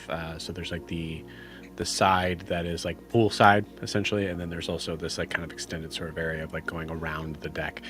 So there is actually rooms for each of you individually with your stuff already set up there, like not set up, but like your packs, like basically inside the door there. So you guys can choose to Blair's have. in her room. What's that? I said, is Blair's oven in her room? Oh God, I forgot what the Ovens, both ovens. Yeah, yep. They're just they're set up as neatly as 2 fully broken down. Like they're not squares anymore. That's the thing. So they're set up to what the assumption would be is neat. You see that like one of the like metal sort of like tangs that was probably bent when you first got it is now completely broken off and was placed neatly on top of the structure. Yeah, but that's to say that basically you guys have your time is your own. It is, I believe at this point it would be at least closer to like 7 p.m. So we'll say it's 7 p.m. We don't really have any fans to scream at us about it not being 7. So let's just say it's 7. So whatever you guys would like to do, we'll say first one to shout out. First one goes. I want to talk to Timothy. Yeah. So I think Timothy, you are given a room, which is interesting, but nothing is different about any of your rooms. Also, I guess I should describe real quick. They're essentially like imagine a hotel room like shapes, like setups of the rooms, but in a very like yurt style sort of thing, as a kind of like oasis sort of getaway thing. Like everything is like bamboo wooden floors. The bed is like an obnoxious circular shape. There is no TV, of course, in this world, but there's very little to be able to allow you to focus on yourself in this. And if there are any more details needs to go in, I'll explain them as they come. But yeah, so Lysandra, do you go to Timothy's room, or do we find Timothy outside of like his own room? Timothy, where do we find you? Yeah, actually, I think Timothy is kind of wandering just the general vicinity around his room, trying to take in the discrepancy between what he saw in the laboratory and all of that like technology and everything else versus up here. Yeah, so I think the initial sort of like vibe you get is for sure this is not for you. None of this is designed with you in mind. You know, even the like small sort of like areas of like a comfortable place to stand, that sort of thing. Albeit, you've never really found a perfectly comfortable place, but there's no like setup for this. These are designed for flesh humanoids in mind. And I think as you're thinking about that, we'll say Lysandra is at your doorstep. Your open doorstep, probably. So Timothy is in his room, or he's just wandering around the open area? I'm just kind of just outside in that general open area outside my room. I imagine so like on the deck. A hotel with like all of the rooms around the pool. Lysandra just leans out of her room and she's like, Timothy. Yeah. Timothy. I'll just come over. Yeah, I'll come over. Can we talk? Can I show you something? Of course. And oh, I don't have any way to make sure I'm not being snooped on, do I? Why so suspicious? Because it's you. Wow, that answer came real fast. Nope, I guess divine sense won't help me here. Okay. Yes, I mean, oh, Mm-hmm. Um, I know you said you didn't get a good look at the power core, I suppose. I mean, Um, that's how Halise was describing it. but you got a glimpse of it. You I said did. it was blue and okay. She's gonna grab her bag. And you see her pull out the like little ignite bomb. She's like, oh, I don't need this, and sets it on the bed. where is it? Just throws it. And that's how we end this campaign. That's All right, guys. Good night. It's been good. I'll tell you one thing. I'm definitely not having you roll for it. Go ahead. No, you set it on the bed. Well, it's been next to her thing, so it's fine, obviously. Yeah, of course. Her thing, but she doesn't pull it out all the way even. She just opens her bag and like tilts it so that he can look in and see it. And it is a glass-ish tube with metal rings and some like I need to look at the picture of it now. It has this like blue glowing light in it that's kind of electric. I don't have the picture pulled up. Hold on. I should have been prepared. Let's see if I can beat you to it. Nope, I'm there. Okay, and it has a bunch of what looks like little switches, maybe, or like small metal components all around it. It looks very high tech and advanced, and it definitely does not look like it belongs in this world at all. Could you put a picture of that on either Discord or something else? Yeah, I'll snip it. Or if Joe wants to throw it up on the Sure. screen. I'll put it on the handouts thing.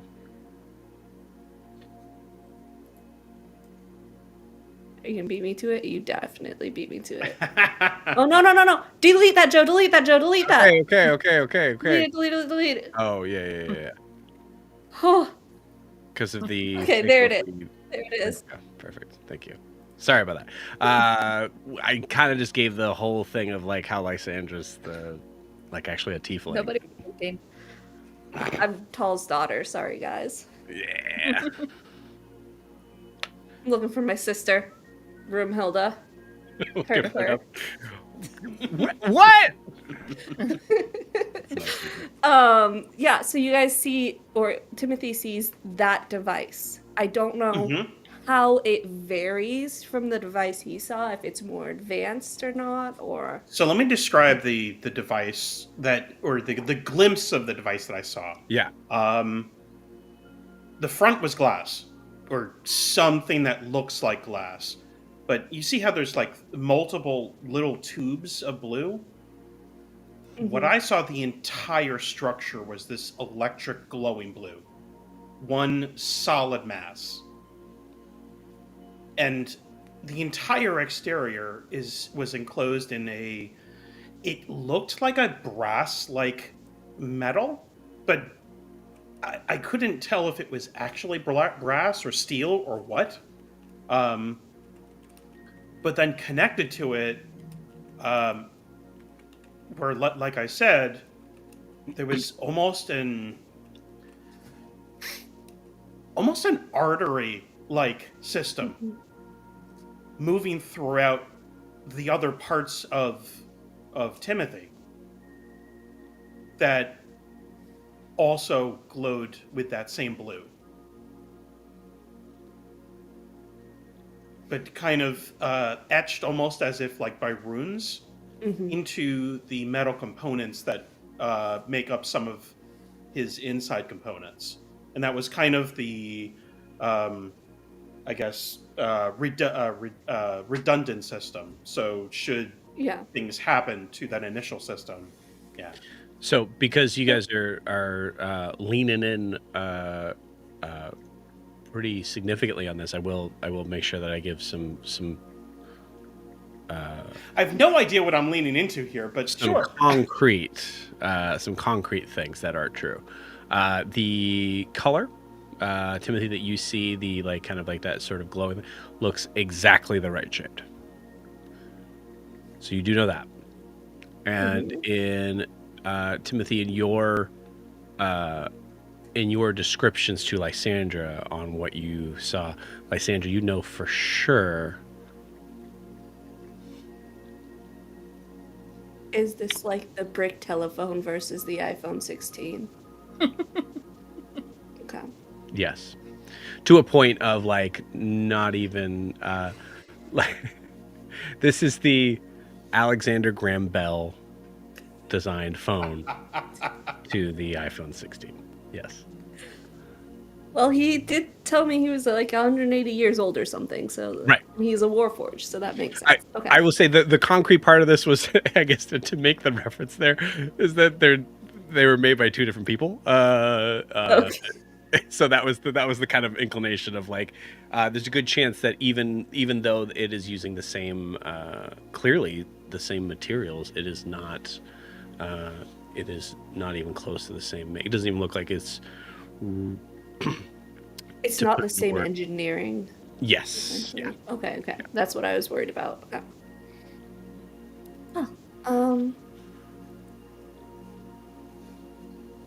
I suppose multiple people have thought of this as a power source. It's no surprise there.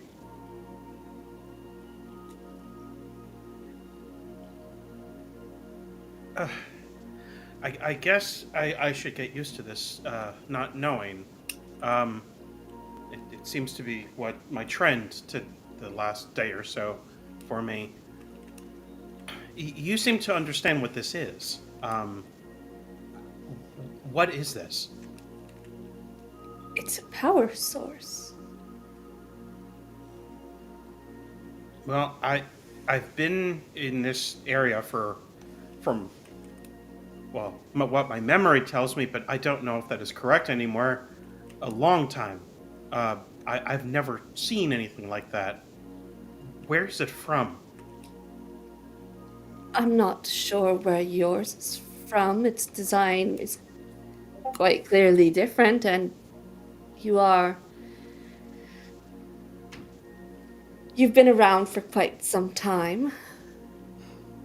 But it's a power source. Like your people or this part people now use Ignite as a power source. This is a more refined power source.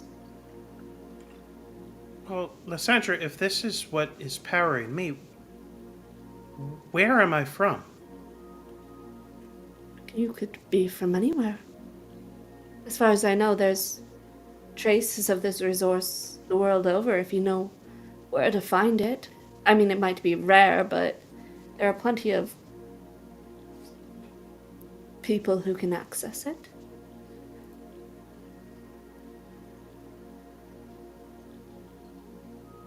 Okay.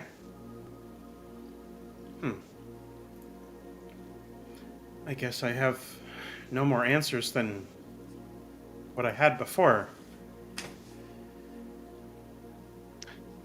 Timothy, like I said, you're holding the device out kind of like in front of you, right? It's in the bag. Okay, so you're showing it in the bag. Because I don't know if people are like looking in, so she's got the bag open so that he can look into it, but... Gotcha. Timothy, as you look into the bag, you see the soft sort of glow. Do you touch it?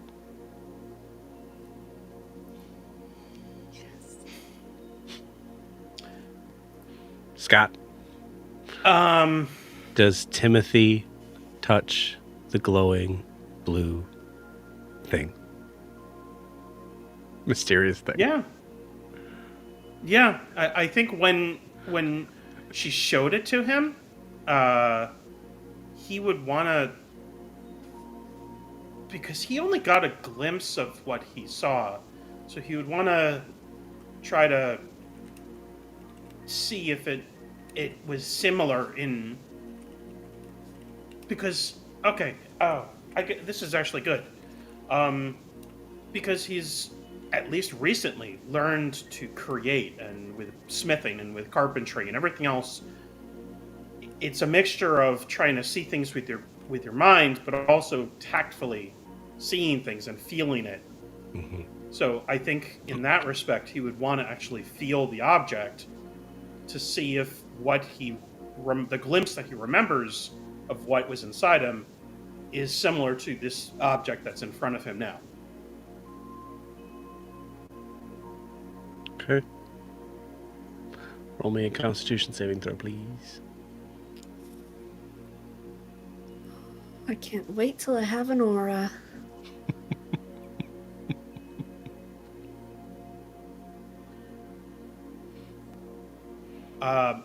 Okay, I changed my dice because the old dice were sucking. I just got a 22.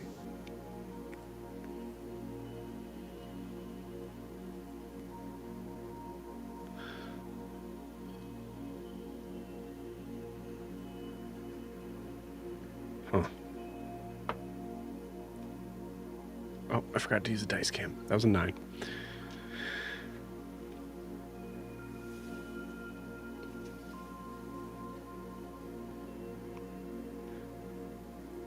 With a 22, you're made aware of one thing for sure.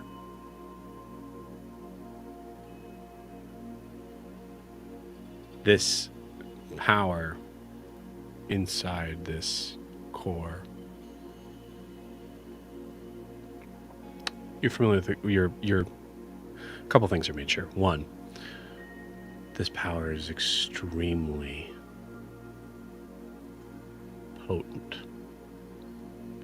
Much more than any ignite that you've held in your hands or seen, much more than any sort of electrical sort of gadget or gizmo. This is something that is, I think for Timothy, the concept of feeling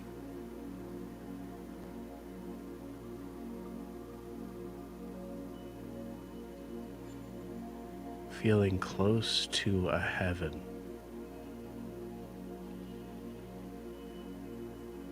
is what surges through you. This is pure power,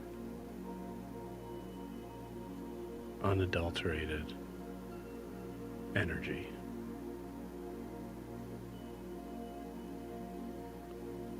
The glass, the metal, the part that is shielding it from expounding and exploding out into the world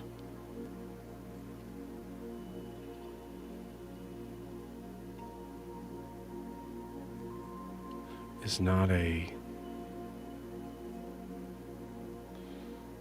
prison as much as it's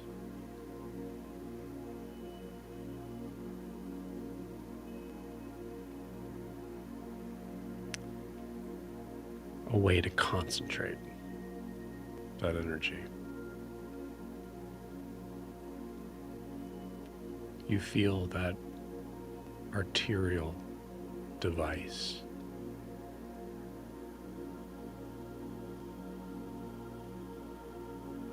push, pump. You feel like you could run 100 miles an hour You leap through this building, punch down any wall. You feel like you could do anything.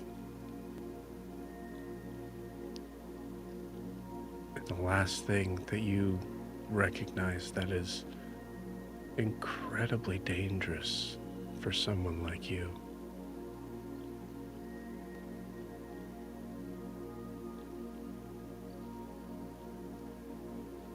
it is horrifically tempting to break this open.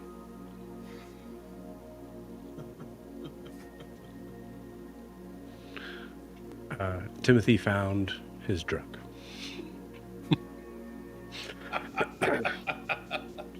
And the paladin is the supplier. Snort up that thing. The paladin is the supplier. Okay. Blair, I gotta check something real quick. I sent you another message. I saw. I need to make sure you're... Do I see Timothy reacting at all to this, or are we pausing for? That's a good question. I think, Timothy, like, in your... Do you think Timothy has well, I think he does. You tell me what it is. Timothy, what... Are you frozen in place? What is it?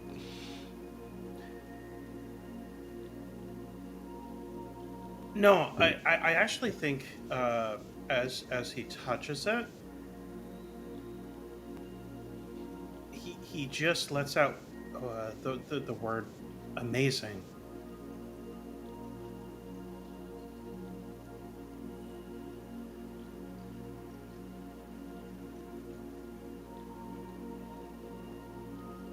I take it there's not many of these devices around here.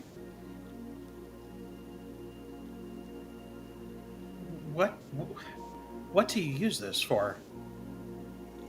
It's a power source. It powers many things. With the right engineering circuitry, it could power something like the Brasslight or any number of devices.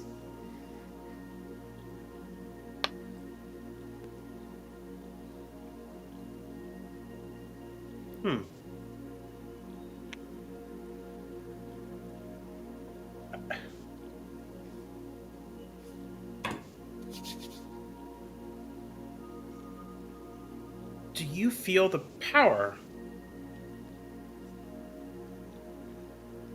I recognize And I think the power Timothy of it. kind of holds it out to you to touch it. It's in my bag still. Did you take it out of my bag? Oh yeah. Oh no, I wouldn't have let you.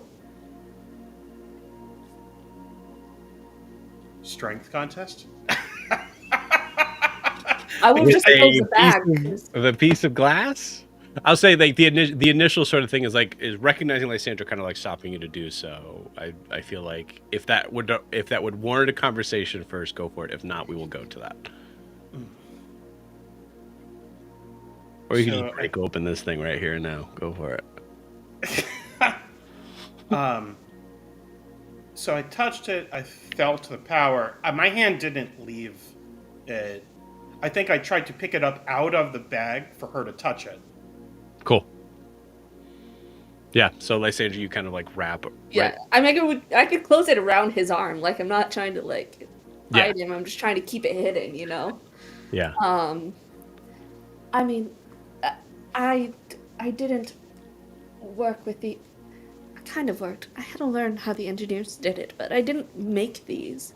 I mean, have foundational knowledge of how they're made. You know, basic education. Like, oh, except for you don't do basic schooling here. Oh, Timothy. Where I'm from, all Timothy children takes a receive step back. fundamental educations. Yeah, yes, step back. Yes. What were you saying? You're new. I think Timothy is looking at her entirely different. Like this is a baby. I am. I'm. How old am I? I'm 23, yes. I'm not that young. You said this powers things. What are you using it for?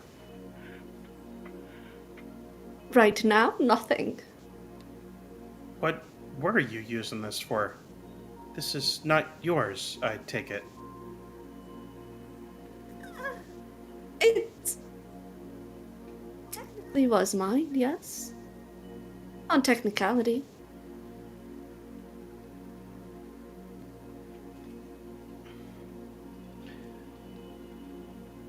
I think Timothy actually reaches for her hand. Are you in your armor? Yeah, Do you have gauntlets on, or yeah. I mean, she might have taken them off. If you want to just take her hand, I can say she took them off while she was I getting. want to say them. Timothy wants to like grab her hand and put it on the device with his Oh, hand yeah. like on top of hers. She'd let that happen. Do you feel the energy? Do I feel the energy, or does it feel like the same power core it's always been? It feels like the same power core it's always been, which is to say that like it's like feeling it's like having that sort of like sensitivity, if anybody knows what I'm talking about, to like any sort of like electrical device where you can actually feel like it's not a shock, but it does, you feel this like weird sort of surge. So you feel that, but that's not different. Yes, I feel the normal power within it. Have you? You have one of these with. You know what this is, right? What is powering this? What apparently powers you? You're not brass-born. You don't run off of ignite like the rest, and apparently you are what I assumed if you run off of something like this. I don't know. Have you heard of Diminuum? Diminuum.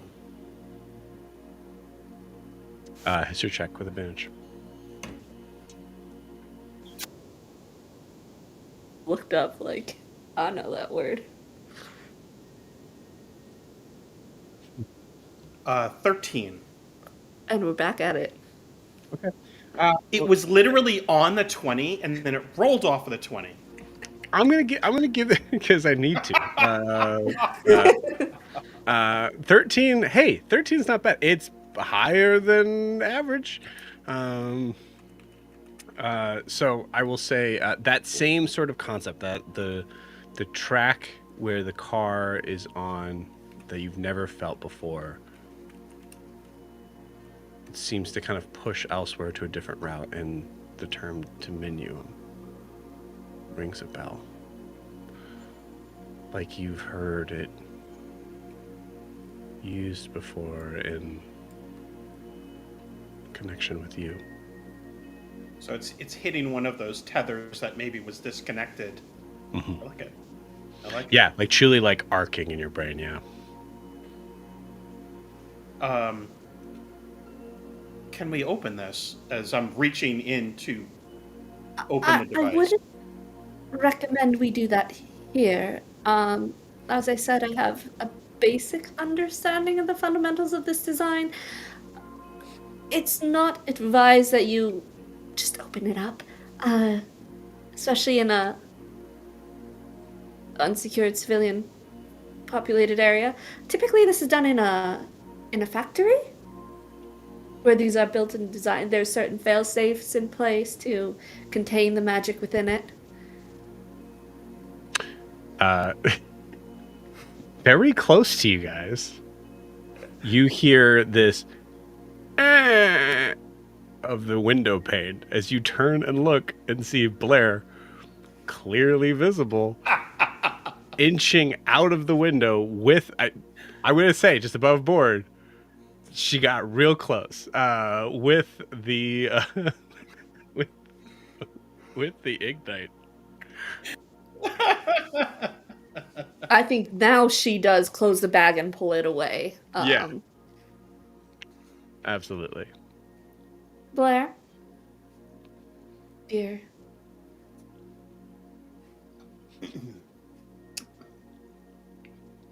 So what's up with that blue thing and all the stuff you're just talking about? And she's just gonna lean on the windowsill. Just above board, I need to tell you guys what happened between Sarah and I. Sarah said, "Can I sneak into the hotel room and grab the ignite off of the bed?" And I said, "Sure, DC 25 stealth roll." And then Blair rolled rolled an 18 and then said, "Oh, but I have tactical mind, so I'm going to use my second wind to add that to that amount," and got 30. And I was like, fuck, okay, I guess I'm gonna have you guys I'm not gonna give it like absolutely that works, because like Sandra and Timothy, you have to roll to like make sure. And then Sarah was like, "Do I hear all this though?" I was like, "If you want to roll at disadvantage, you can stick around." And then they rolled it, and then she rolled a 22. So that's where we are. That's where we got there. I loved that whole thing while that was going on. So yes, Blair is here. Clearly heard that conversation. In all fairness, I've been asking for this back and you haven't given it to me, so in all honesty, this is all on you, Lai. The window just swings back open.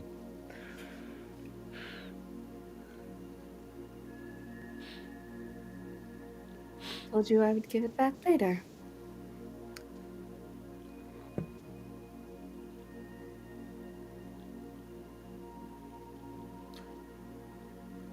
Is the bag on your shoulder, or like?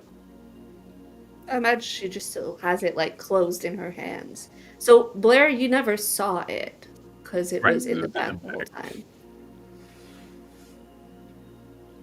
Listen, whatever mystery shit you got going on, Lai, if you don't want to share it, it's not my fucking business. I would like to know whatever the hell that whole conversation was, but again, that's your bullshit to deal with. Whatever it is, that's yours. This was mine, so I'm taking it back. Whatever the hell this is, let me in on it. Especially if it's, like, gonna get me shot or killed or whatever the fuck's going on with this whole thing we're doing. If not, that's your shit. I won't touch it unless you want me to. I'm getting back what you wouldn't. I'm not trying to step on your toes.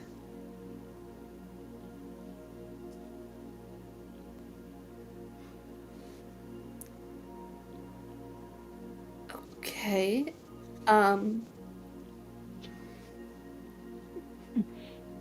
Matt, don't make me laugh.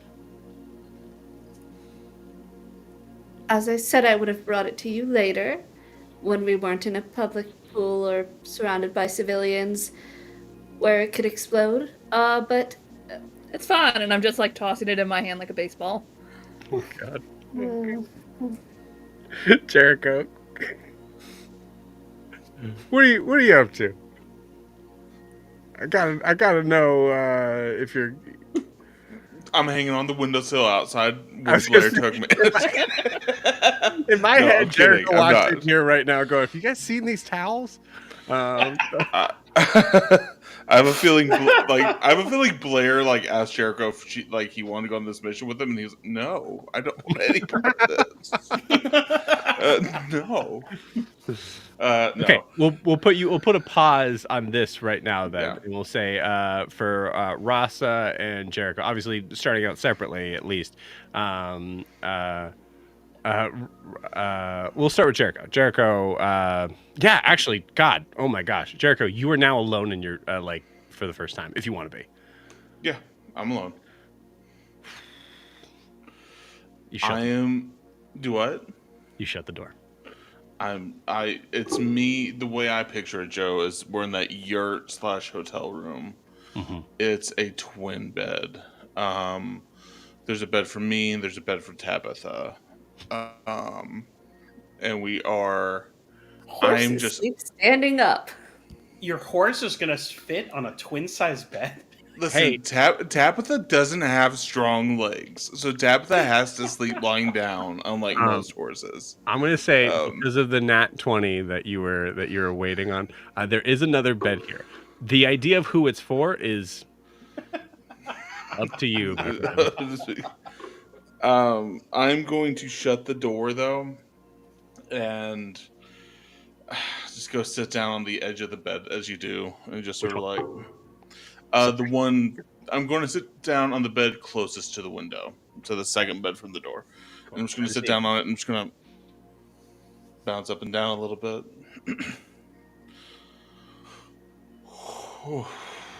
And just sort of like take a deep breath and exhale the day a little bit.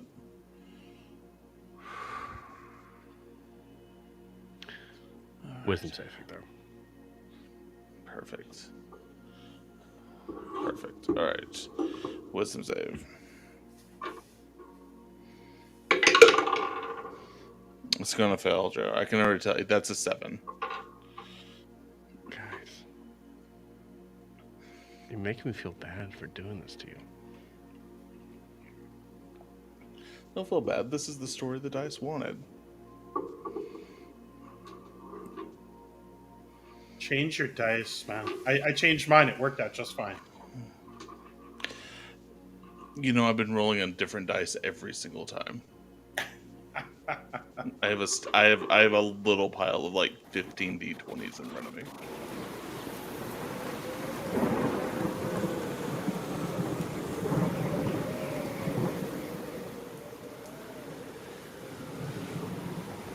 You hear shouts.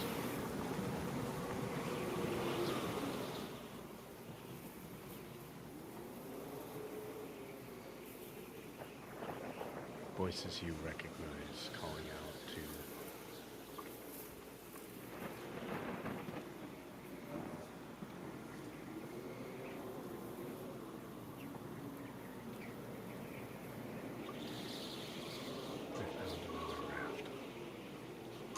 I'm sorry, can anyone hear Joe over the wind? Oh, that's right. Yep, my bad. How about now? That's better. Barely. You barely. I went down? Yeah. Yeah, significantly. What the hell? Yeah, I did. Check. There we go.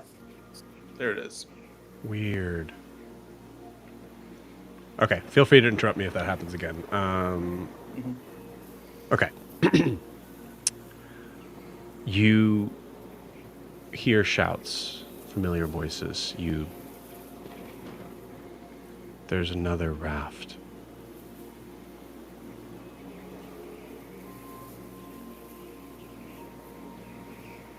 You see it looming, coming closer from figures.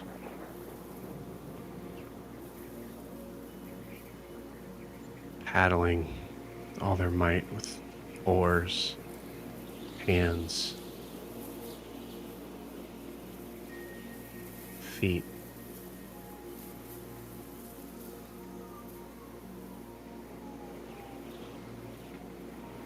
Everyone on that raft is paddling towards you except for one. This figure.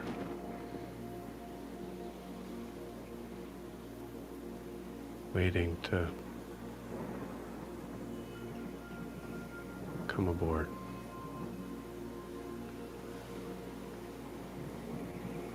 This isn't quite a memory, it's more of a haunting nightmare.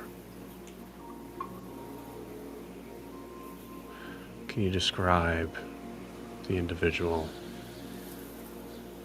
on the other raft coming towards you? This is day 60, by the way, if it helps.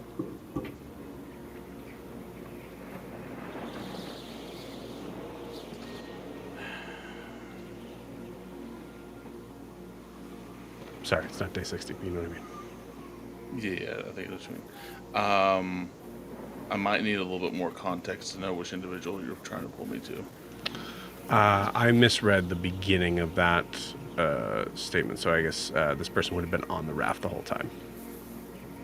With me? Okay. Yes. Yeah. All right. So we'll say, sorry, let me change up a small thing there.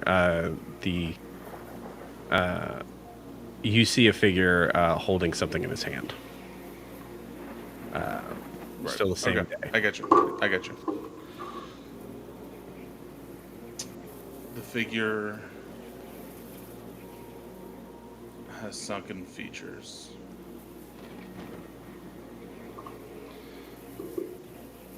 You can tell in a previous life he was a little portly, strong, and he still carries that energy with him, even in this moment.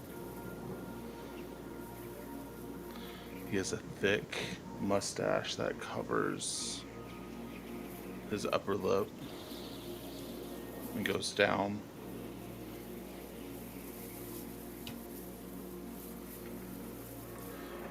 No beard to speak of, but as the days have gone on, it's obviously a little scruffy. But it's odd that he still finds the time amidst all this to still shape his mustache every single day and comb his hair. He's wearing a collared shirt that's open now, and he's burnt from the afternoon sun. He walks up to Jericho with straw in his hand, holding it like this, and forcing Jericho to choose in that moment. Jericho knows this individual. So if Joe wants me to share who it is, I can, but I think you need to. In this moment,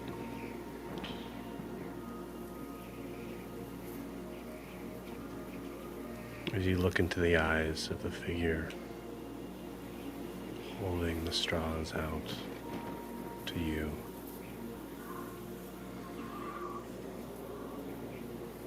having you choose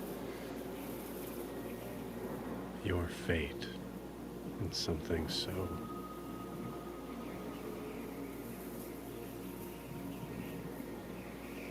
simplistic, juvenile even, simple.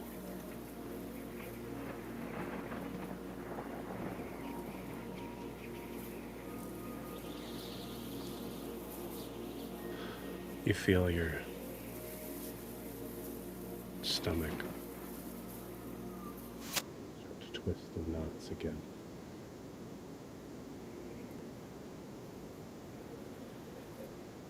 Your eyes roll as the room seems to spin.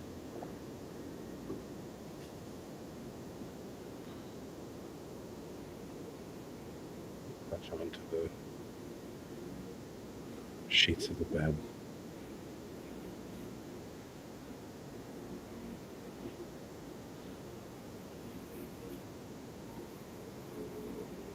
Having trouble breathing.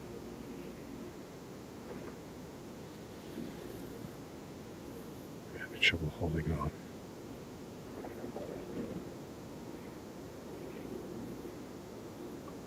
Your mind's eye races back, spinning colors of this room, pushing like hard TV stick. The face, the mustache.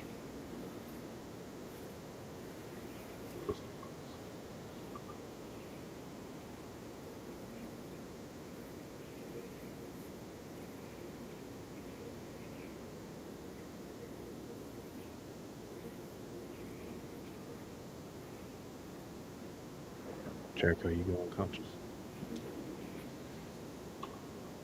yay, nap time.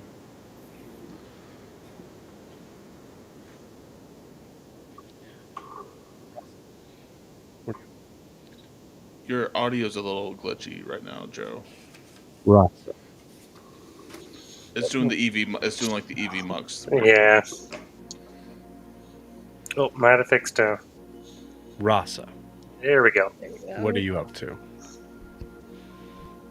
I think Rasa will kind of head to his room first, check on his gear to see that it's all there and that it's safe and taken care of. And then after that, he's going to head outside for a walk. Okay. And he's going to meander, or he's going to look like he's meandering. Well, I'm gonna stop you there. Give me a perception check as you walk out.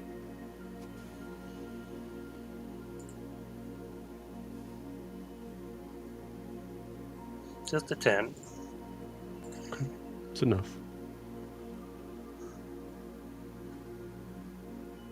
You notice that there's something that's stuck in the floorboards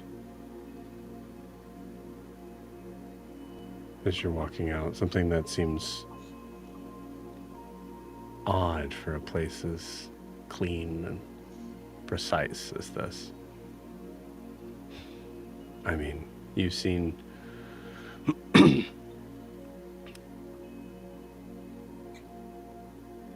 you've seen tumbleweeds all over Rustwater.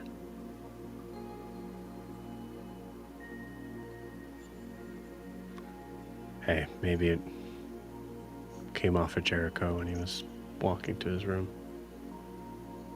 But you see just a piece of straw stuck in the floorboards right at your feet.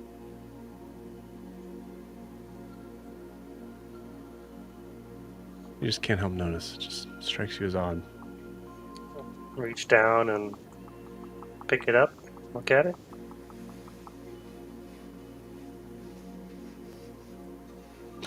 I think at this point you also notice well, you rolled a 10, so say. So you look at it, you notice no redeeming qualities about it, except for the fact that it seems straight. It's more likely the latter in the idea that maybe it just came off of Jericho.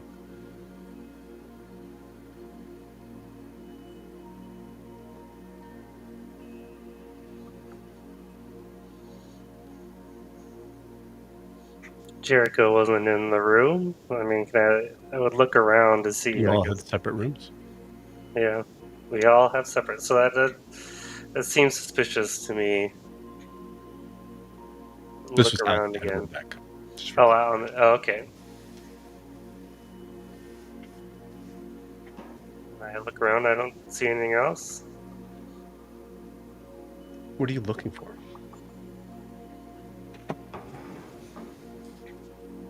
I'm looking to make my way to the Kairos Well entrance. Okay. It's the opposite direction, I'd say, from where your room is. I'd say you're probably closer to getting out of this scene than walking past. So, yeah, I don't want to take away your decision. You do that, go for it. Okay. Your mic is messing up again. You must be in a struggle. Yeah, I've never had it happen to me. I don't think this is your mic. I think it's EV Mux. Yeah. No, it's The back. music It's cuts fine off again. too. Yeah, no, it's your entire audio. Okay. Well, we'll work with it. Just keep reminding me if it seems like you're missing what I said. Mm-hmm. Where your room is situated, you would be closer to like leaving the scene than passing by the other rooms. In my sort of perspective of it. So I will say that like I said, I don't want to keep you from making that decision. So if you think that's what Rasa does, then Rasa, what do you do with the straw? Good. Put it on my mouth like a farmer would do. Absolutely. And I'd just chew on it and maul as I would walk. And as I head to the well, I ponder if it could be real. Cool. I like it. As you walk,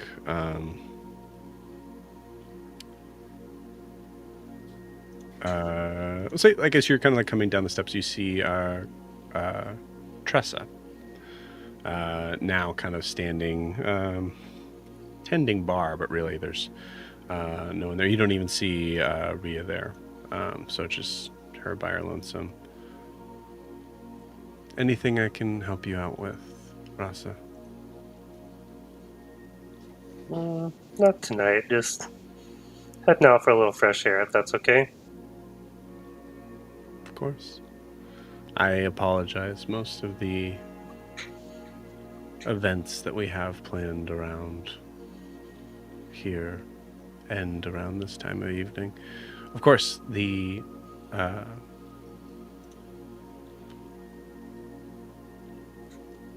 you are free to walk about where you would like. The Orator's Promenade is very beautiful this time of evening. Just out to see the stars. Then I will leave you to it. And I'll take off walking. Cool. So you're walking towards the well? Yes. Okay, some time will pass here, but we'll say we want to kind of stay on you for a little bit.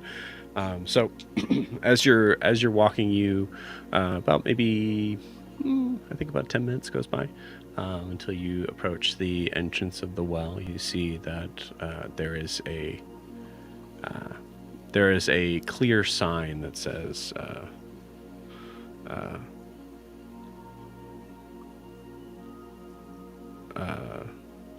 I would say it probably says something like just like the well is not open at this time. I can't think of a clever way to say that, honestly. An out of order sign. Yeah. Not out of order, just it's not available. It's closed. Mm-hmm. What are the odds Sidewinder has made it to me by now? Ooh.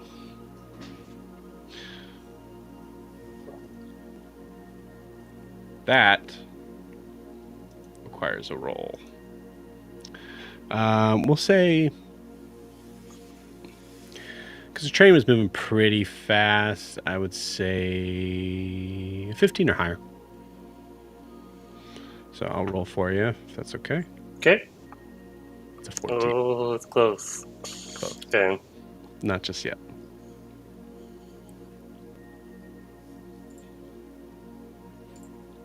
I'm gonna kind of kneel down in the front of the entrance.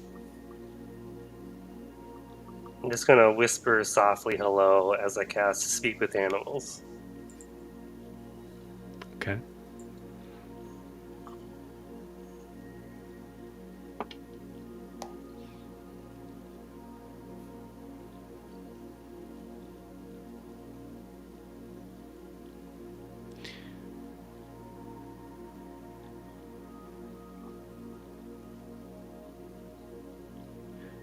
Give me a perception check.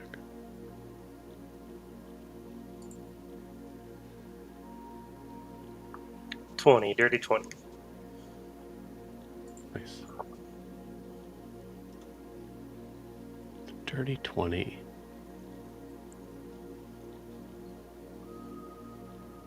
You hear the tiniest echo of something.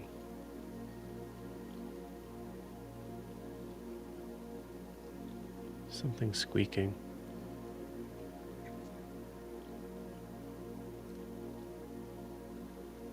Something small, rodent-like. It seems to be answering in response. But before you're able to get another word in, there's a heavy squeak. And you hear no other sound after that.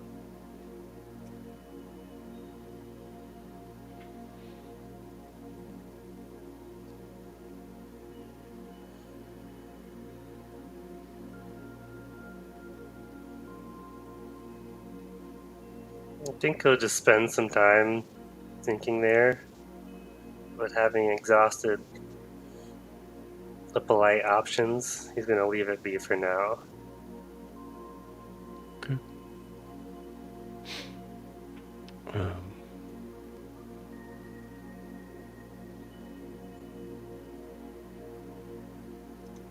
As you turn to leave, you see a figure also walking alone in the darkness.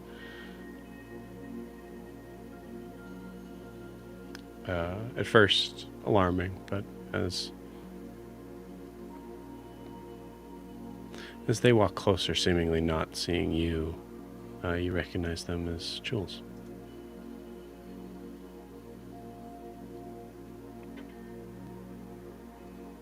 So you're not the only one that can't sleep tonight? Oh, Jesus. Oh, God.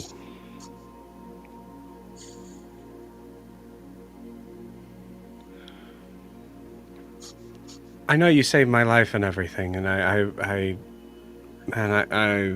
appreciate that, but, can you not sneak up on, like, there's no sound here. You know, like, nature doesn't exist here, and it just makes it all the more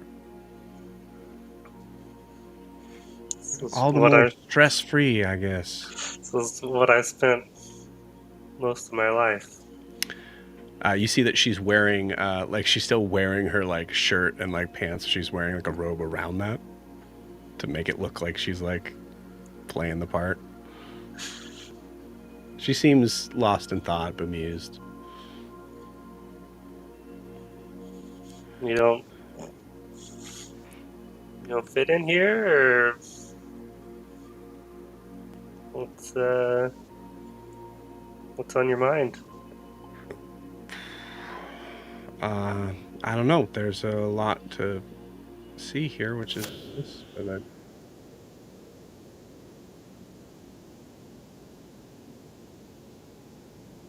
How old are you? I'm getting old, in my 50s.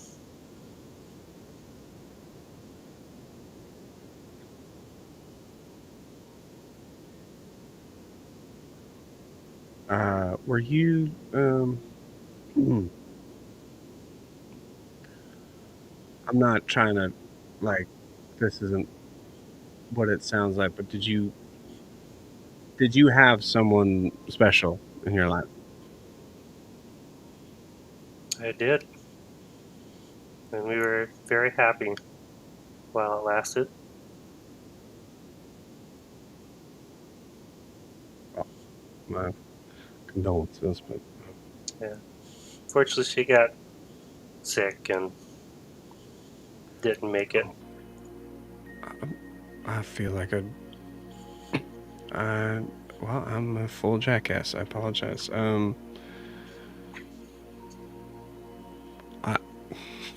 Listen, you're trying to relax, so I will leave you to it.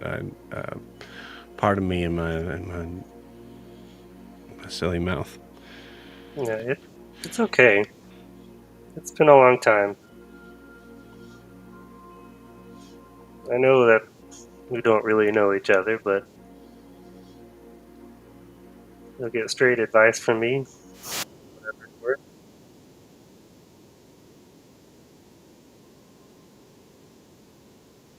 I guess you miss her.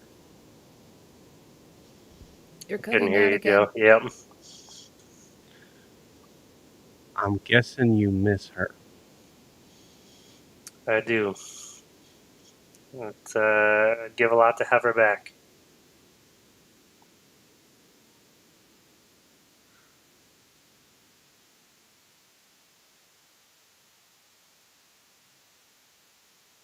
Did you always miss her?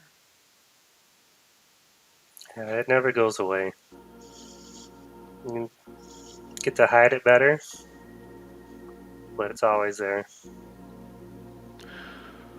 Yeah, that makes sense. I guess, I mean, even when she was alive, like, if you weren't around her.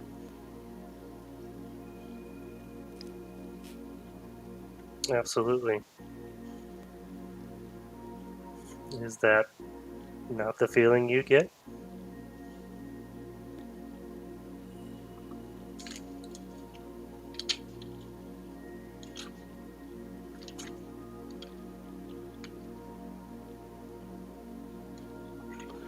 I don't know.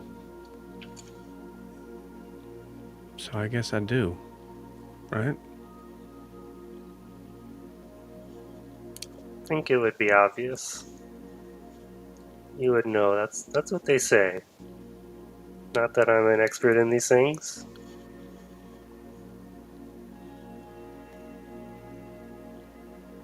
Yeah, but you gotta. I mean, you had bad days, I'm sure.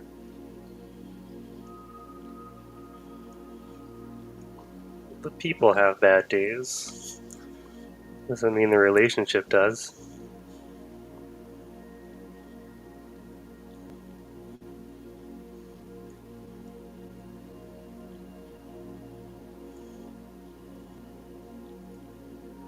She kind of nods towards the well.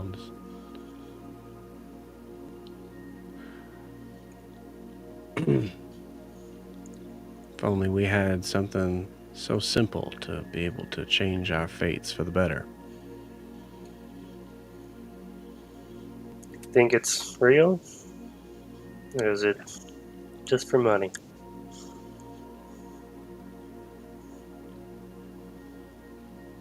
Do I think it's real? Hell no.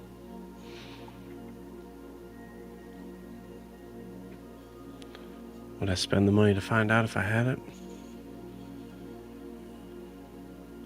Hell yeah.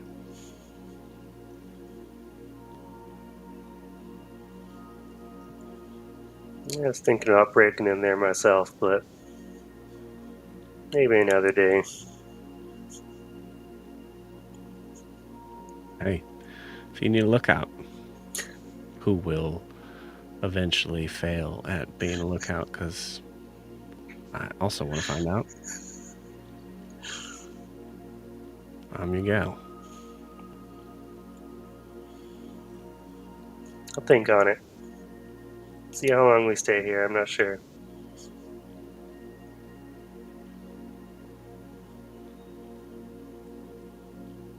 You were like in a bath of gold when I saw you. Right? Wasn't that you? That was me. I'm ashamed of it, but I was pretty beat up. And that's where they led me. Yeah. Well, I mean, sorry, I didn't. Ophelia will tell you I like to cut the tension by making people feel embarrassed about themselves. It did look real. You looked like you were in hell. I'm sure it was quite the sight. But maybe it brought a laugh to somebody. Yeah, it did. Thank you for the conversation. I'm so sorry, Mr. Mr. Ross is strong. Mr. Strong. Pleasure. To you too. Oh, I'm sorry, my manners. Mine is Juliet. French name. Hold on. Juliet Delacroix. It's good to meet you, dude, Juliet. Just call me Jewel. Ever need advice? You can always feel free to stop by. Share you what I know. Appreciate it. If you ever need an alibi, Ophelia. She is crazy good at that stuff. She scares me a little bit how good she is at it.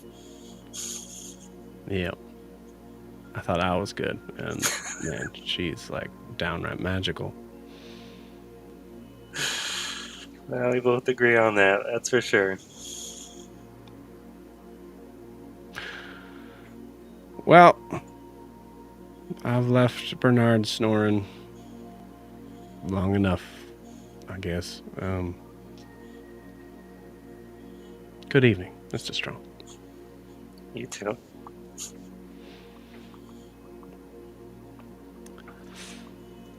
And you, as a gentleman, you let her walk away before you walk away. Otherwise, you guys walk in the same direction, and that's just awkward. Yeah, I'm gonna hang out there for a few minutes and then meander my way back. Okay.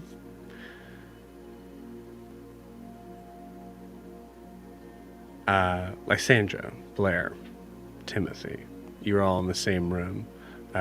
Lysandra and Blair,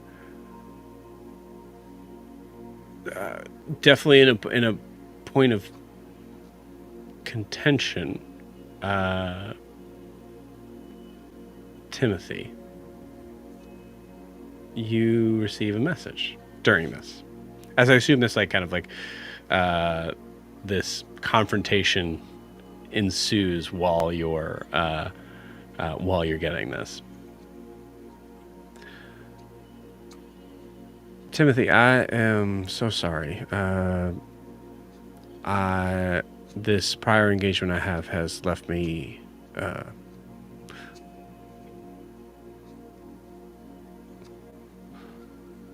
if you don't mind waiting until the morning. If you guys need to stay another day, trust me, it's on me.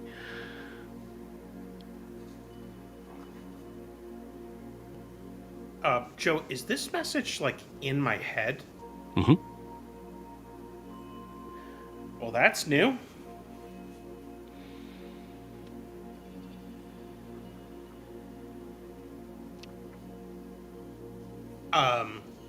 I don't know if I can respond back, but I'm gonna kind of think, okay. Yeah.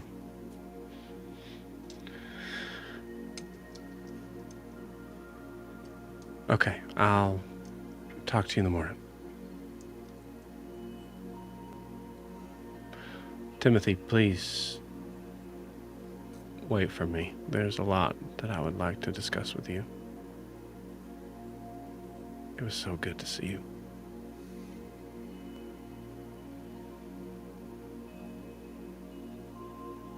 It was good to see you as well. And you're now back into the scene wherever you guys are at in this conversation, as Blair is just tossing the bomb in her hand. It's fine. But like I said, you should have just given it to me, okay? You didn't exactly ask at an appropriate time.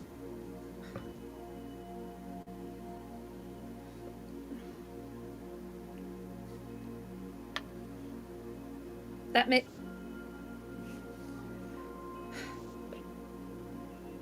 I'm sorry, but you're not... You're right, and I apologize, I do. But you kind of pissed me off a little bit, and you're kind of acting like some of my older sisters right now, not giving something back that's not mine.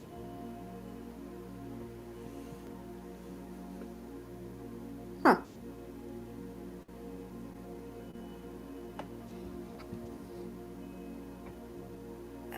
I wouldn't know how that feels, but I apologize nonetheless.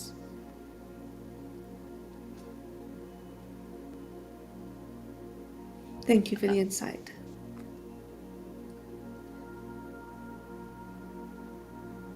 So, should I just go out the window, or can I just go out the door? I suppose whatever you feel is most convenient.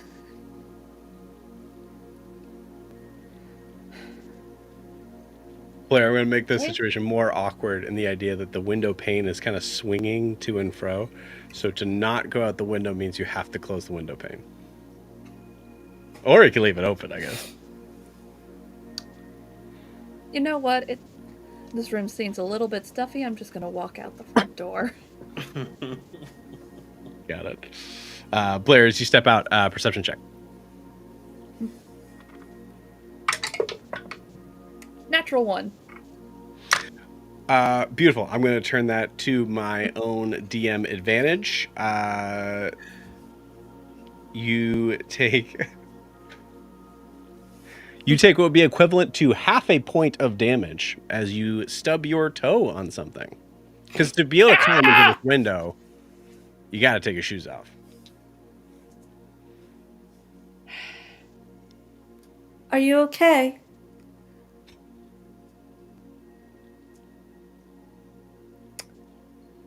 Yeah. Never better. Blair, you look down. Well, I'm convinced. Sorry, stubbed is not the correct word. Stepped on.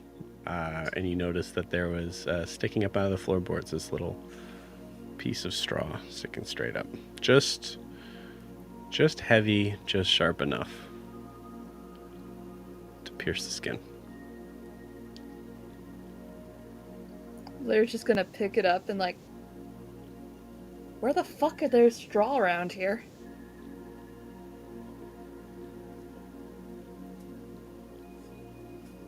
Did you guys bring this in? There is a horse somewhere around here. Eh?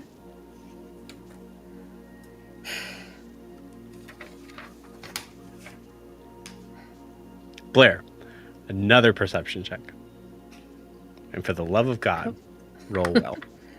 Okay. Bring out the good dice. Okay, that's a little bit better. With my thing, it will be an Anything's a 11. little bit better than a 1. Yeah, that's true. An 11. Would you get 11? Okay. God, we're excited about 11s here. Okay. With an 11, you notice. Yeah, I think what you notice is like there's just this singular sort of piece. It was just stuck randomly in the floorboards. I mean, these things sort of like happen, right? So it's not that strange. Except when you look at the idea of the decadence of this place, and even if there's a horse around here, it just seems a little odd that like, I don't know, Blair, I think you also like think about like, I mean, that could compass another day, right? I physically injured my foot. Can Blair it's kind of like Blair doesn't even say anything to Lysandra or Timothy. She like just takes out a hammer, goes to the floorboard, and just yanks out a floorboard just to see if there's more straw underneath. There's not. There's no. Wait, hold on. Time out. It's a deck. That floorboard is now there's a hole in the deck. Hmm. Yeah, you do it. Yeah, I like it. I like that. You guys who are in the room, Lysandra and Timothy, see Blair all of a sudden just taking her claws, shoving it into the floorboards, and ripping out a piece. Blair, what are you doing? We are guests. It's fine. They're rich. That's not an excuse to break people's things. Listen, you're not getting like the weirdest vibes in this place. Like the two people who've been following us this whole time is just giving us weird. It has to like give you some kind of weird vibes going on or something. Yes, strange. Very strange, but not evil. I checked. What do you mean you checked? I do that.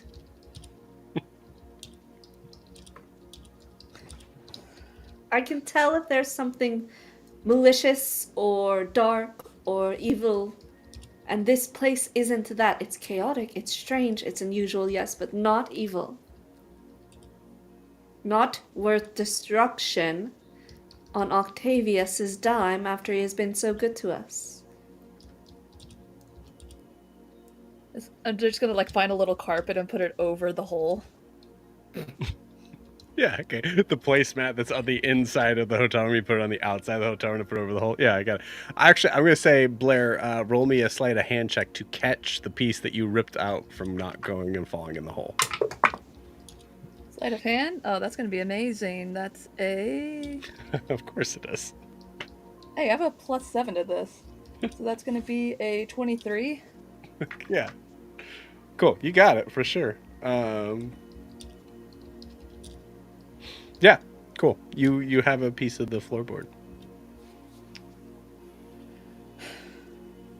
Look, I'm not good with people. I just met you all, like, yesterday. I'm not a people person. Blair, but you are good with technology. Lysandra, can you show her the device you were showing me? I want to know if she has seen it. Have you seen the small bomb she's casually tossing about? I hesitate to say good with technology after what I've witnessed. It's fun. I have it. And it's not a bomb yet. I'm gonna take, like, when I get to my room, I'm gonna take the ignite out, and it won't be a bomb anymore. I should be rolling on this actually. Okay, cool. You're good. I'm not tossing it. I'm not tossing it anymore. I'm just gonna put it in my pocket. I think perhaps your inventor would be a better judge of this. Would you, she spoke to me. Well, you two were talking. Would you join me tomorrow? Happily. She wants to talk to me again.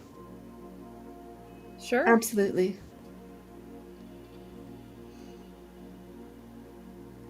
Today has been very, very confusing for me.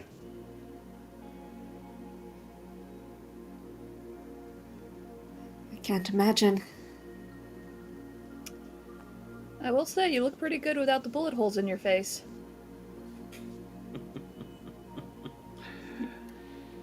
How are your bullet holes holding up, Blair? I think you've been shot the most out of anyone here, by the way.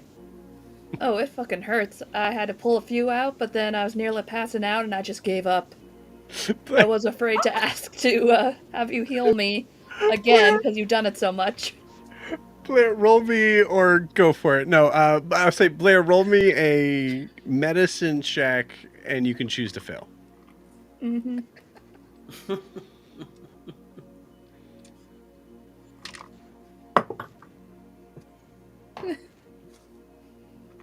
Medicine. Where did medicine go? That's a 7. Cool, awesome.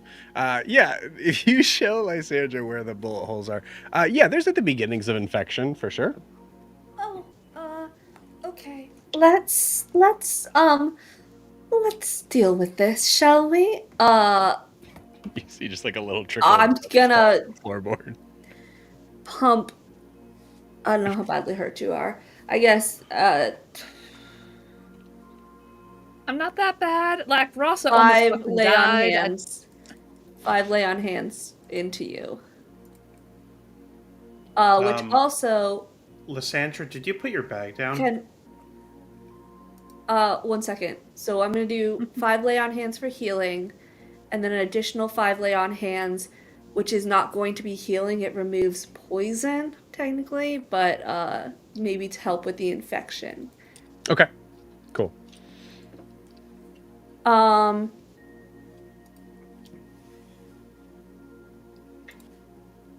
I think she would because she trusts that she's among friends.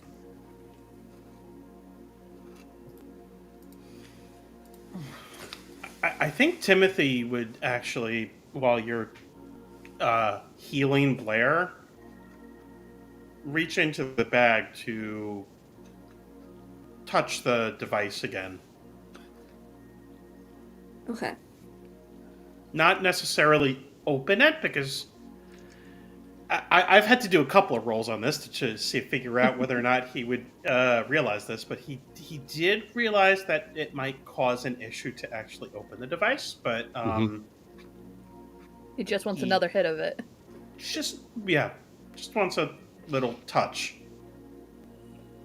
whatever this actually is.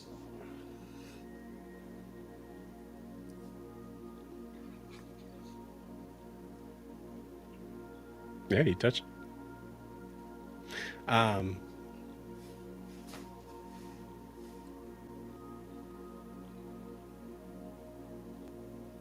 Okay. Yeah, I mean, for him, his day started with he's finding out his best friend is not who he said he was. Jericho's some weird guy. Lysandra is some person that is very obviously not from around here and has like advanced technology no one has seen. His brain is messed up, and there's a cat person. Well, he's seen cat people before. Okay. But she seems to not be able to die, kind of like him, because everyone keeps shooting her, but she's still around. And now he's found something that makes him feel something that he hasn't felt for 200 years. So, yes, this has been a very strange trip for today for Timothy. Cool. Lysandra, Mm-hmm. you get a message.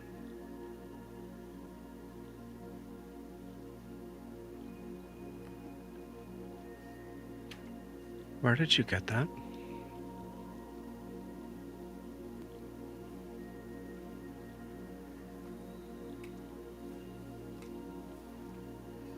I believe those are questions best answered in person, don't you?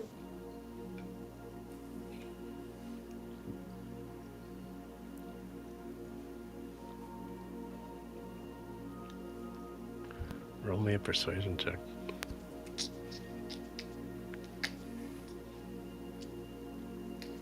Come on, I'm a paladin.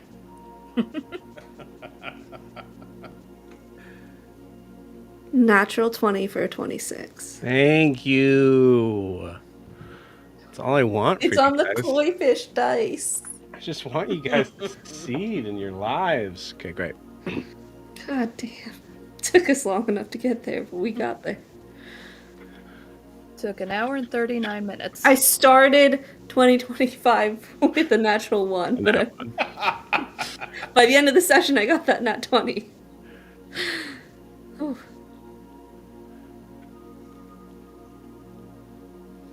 Fine.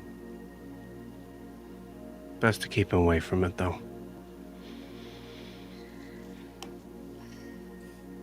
His kind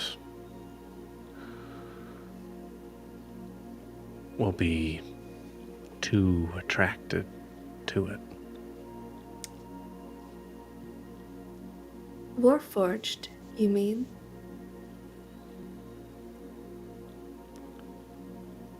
No, I don't.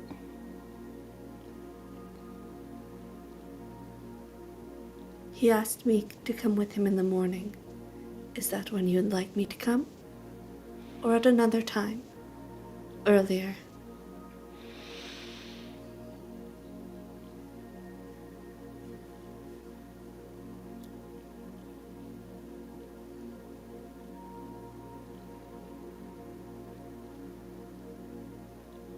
Best if you come together, but watch yourself, girl. I know what you are.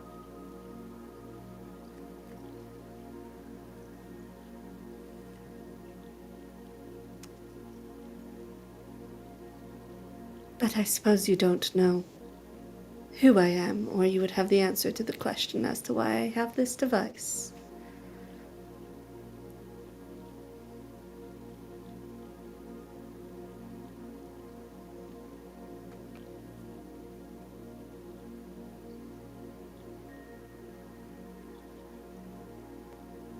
You're pretty cheeky. She was too. Be careful. I own this place. Is Lysandra saying all this out Can loud? I can't remember. Sending? You gotta say it out loud or you can say it in your head? I don't know. I never remember. In New Moon, we have stuff where you say it out loud. Message, you have to say it out loud. I don't know about sending. Yeah, I just find it funny if she's saying this while healing Blair, and Blair's just like, That's not I think it has a verbal component, but I think that's why we made that ruling in New Moon, but also funny, I guess. I don't know. With a verbal If you component for the hears it within your caster. mind, recognize the senders. and can It just says answer. you send a short message of 25 words or less. The creature can hear it in their mind and respond in a like manner immediately. So it doesn't specify like message does that you have to like whisper it. It's not specified in sending. Right. The like manner was the thing that was always. I'm going to say just because we have it to New Moon that you have to say that part out loud. Well, I mean, components. There is a verbal component, so it should be out Yeah, loud. that's. I will say the devil's advocate argument to that is that's casting sending. But we'll say just for the sake of simplicity in this, and we'll say in this scene, yeah. So there's half a conversation that's having to be said out loud. You could also, Lysandra, like be like, "Excuse me," and just like walk away. I don't think she would. Let's see. That's a 4. "Excuse me, I got a call." Yeah. She rolled a 4 on standing her there. social etiquette. She does not know. Lily answer the phone at the dinner table. Oh my gosh. Yeah. So she said, how many sendings does this woman have? Probably a lot. She got said unlimited, she minutes. was cheeky too or something. Mm-hmm. Can I use borrowed knowledge to pull on Melisandre to try and think on the name Halise and Emery together, a connection between those two? I like that face. It looks like you're breaking his brain right now. Can I do it? Okay. Can I do it? That's an oh shit smile. Can you do it? I mean, you certainly can do it. The question is, What's the DC you're setting?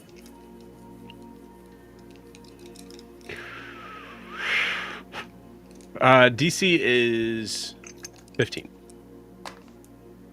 It's a natural 17 plus 3 for borrowed knowledge, so dirty 20 plus 2, 22.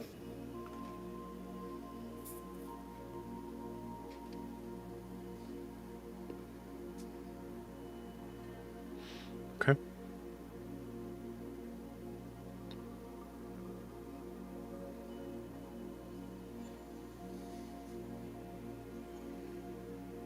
Through the window.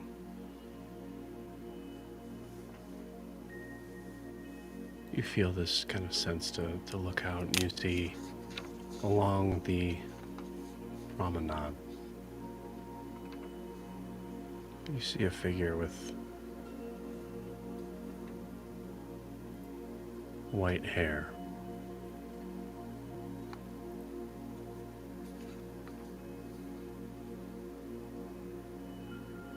Walking with another male figure, older. It's so distant, but it's so clearly a sign.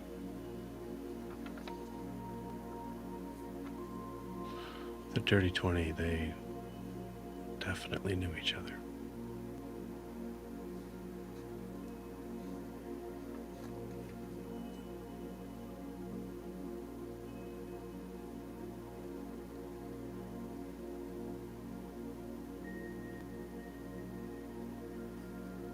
I also say for some added fun here, because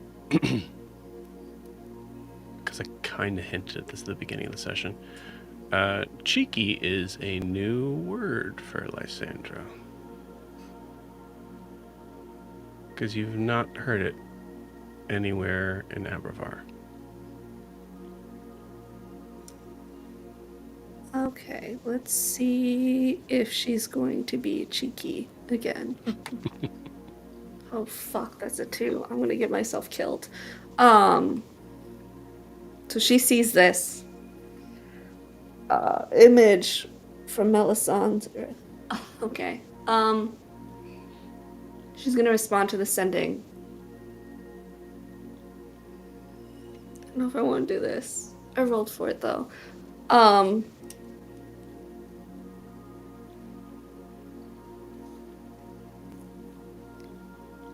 intrigued to meet you in person.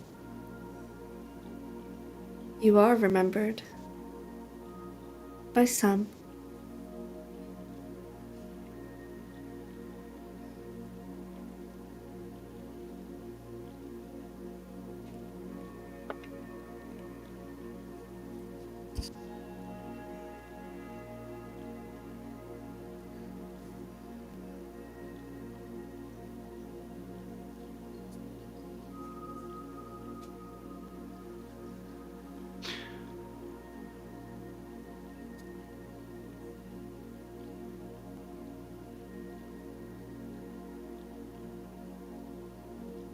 There's no response. But in this moment, you awkwardly, there's a knock at the door. Blair, you're right there. You saw Quarren. You saw Quarren like walk up, but not from where he was. You just like saw like the last 3 paces. So you have no idea where he came from. Sorry to bother you. Is there a possibility that one of your friends is no longer breathing? No longer what? What? Breathing. I'm gonna reach back and swipe the bag from Timothy and be like, who? Well, there's Where? Show us where. his room, this smaller. Jericho? I'm gonna rush. Yes. Yeah.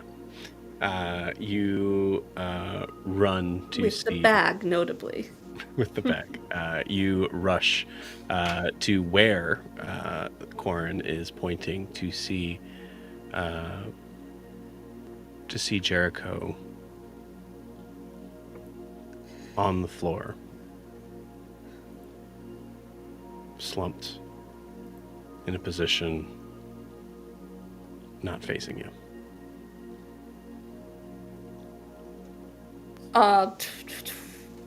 Well, just gonna throw a cure wounds on the little guy, because that is my last healing, though. I should probably roll. Can I roll a medicine check? Oh. Do I have time to roll a medicine check, or is this a, like, cure him or he's done? I would say cure him. Yeah. Cure him. Okay, cure wounds. Let me do a cure wounds then. Let me roll that for you. I am out of healing, guys. Do not get hurt until we rest.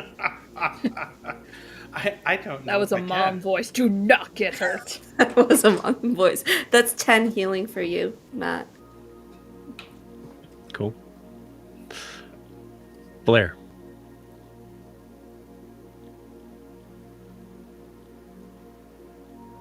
Roll me a perception check. Come on, you were doing so well before. Okay. That's gonna be a 15. I assume you guys rush with Lysandra. Yes. Correct. Cool. Sure.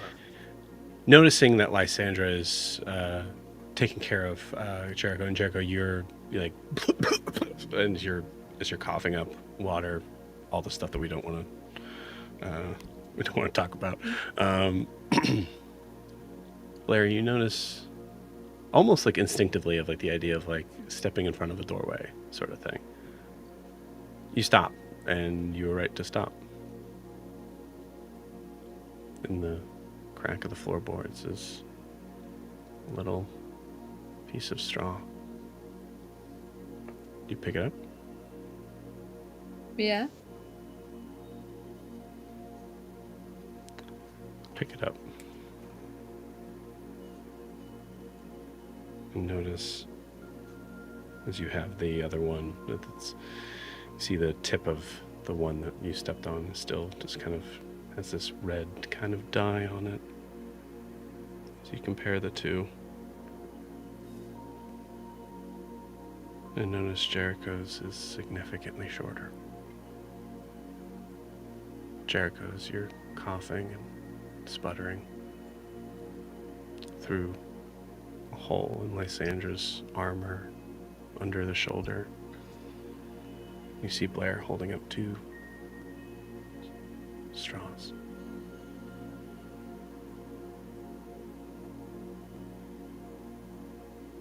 What do you say?